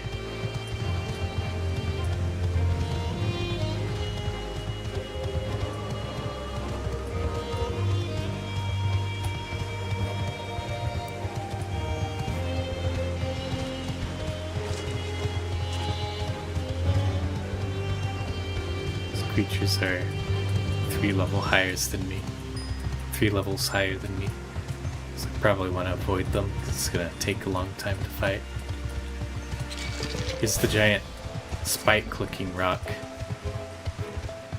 Hey, I can go up it. That's fun. Oh, and that's where I needed to go anyways. Awesome. I was just gonna climb it for fun, but I guess that's where I needed to go. Whoa, whoa, okay. That could have been very bad. I did not want to fight up there. If I get knocked off, that's it. I'm dead.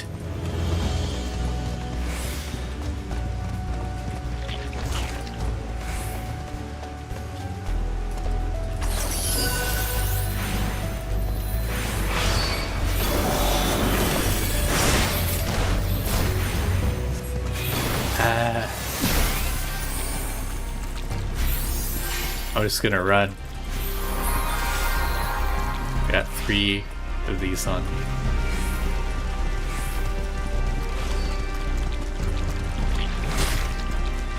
Wish I had a movement ability.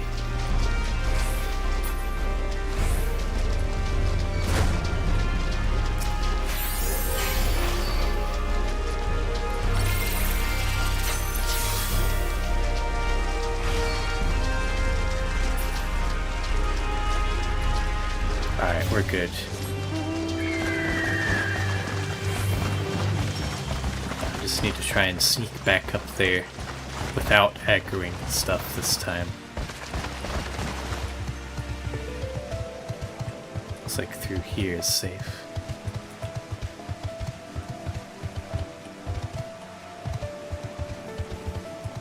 Alright, there we go.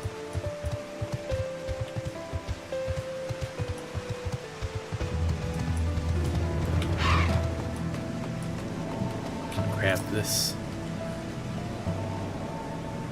That would have been very bad if I fell off there, because there's no one else in the zone but me right now, so I would have lost XP from that.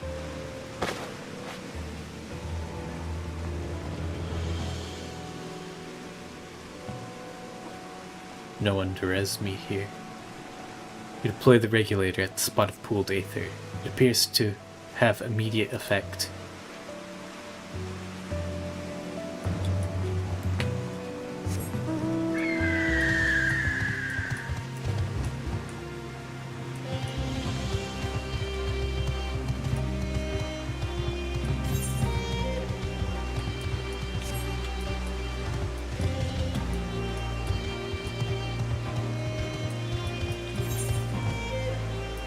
Okay, now we go back to cryo.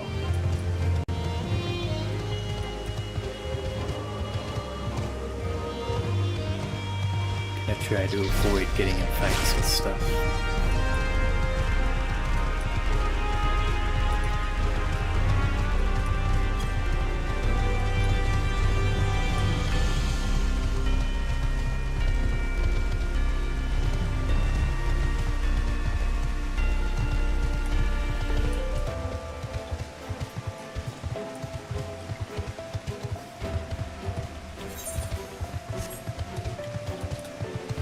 Across this way.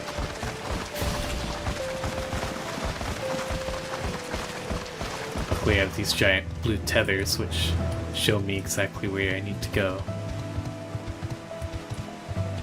Even without checking my map, I know it's over this way.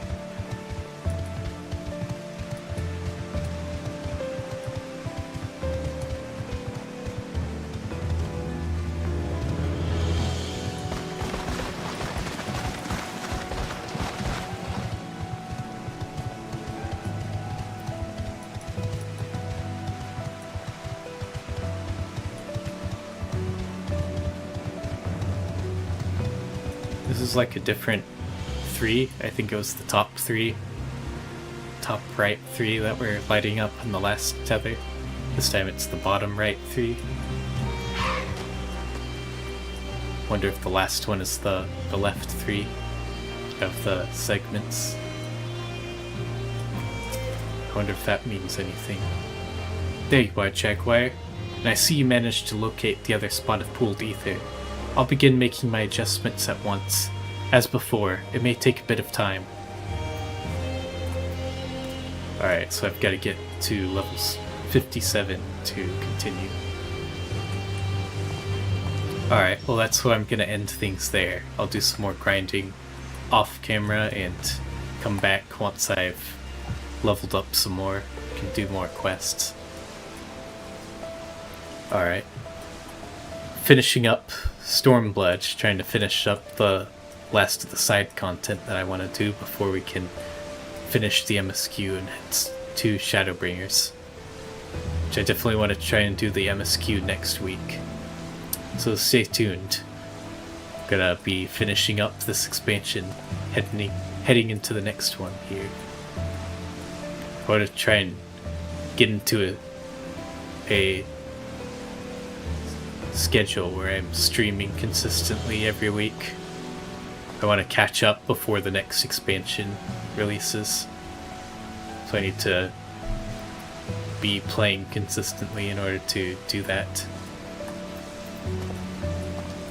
Alright, thanks for watching, and I will see you tomorrow with Hildebrand, tomorrow night.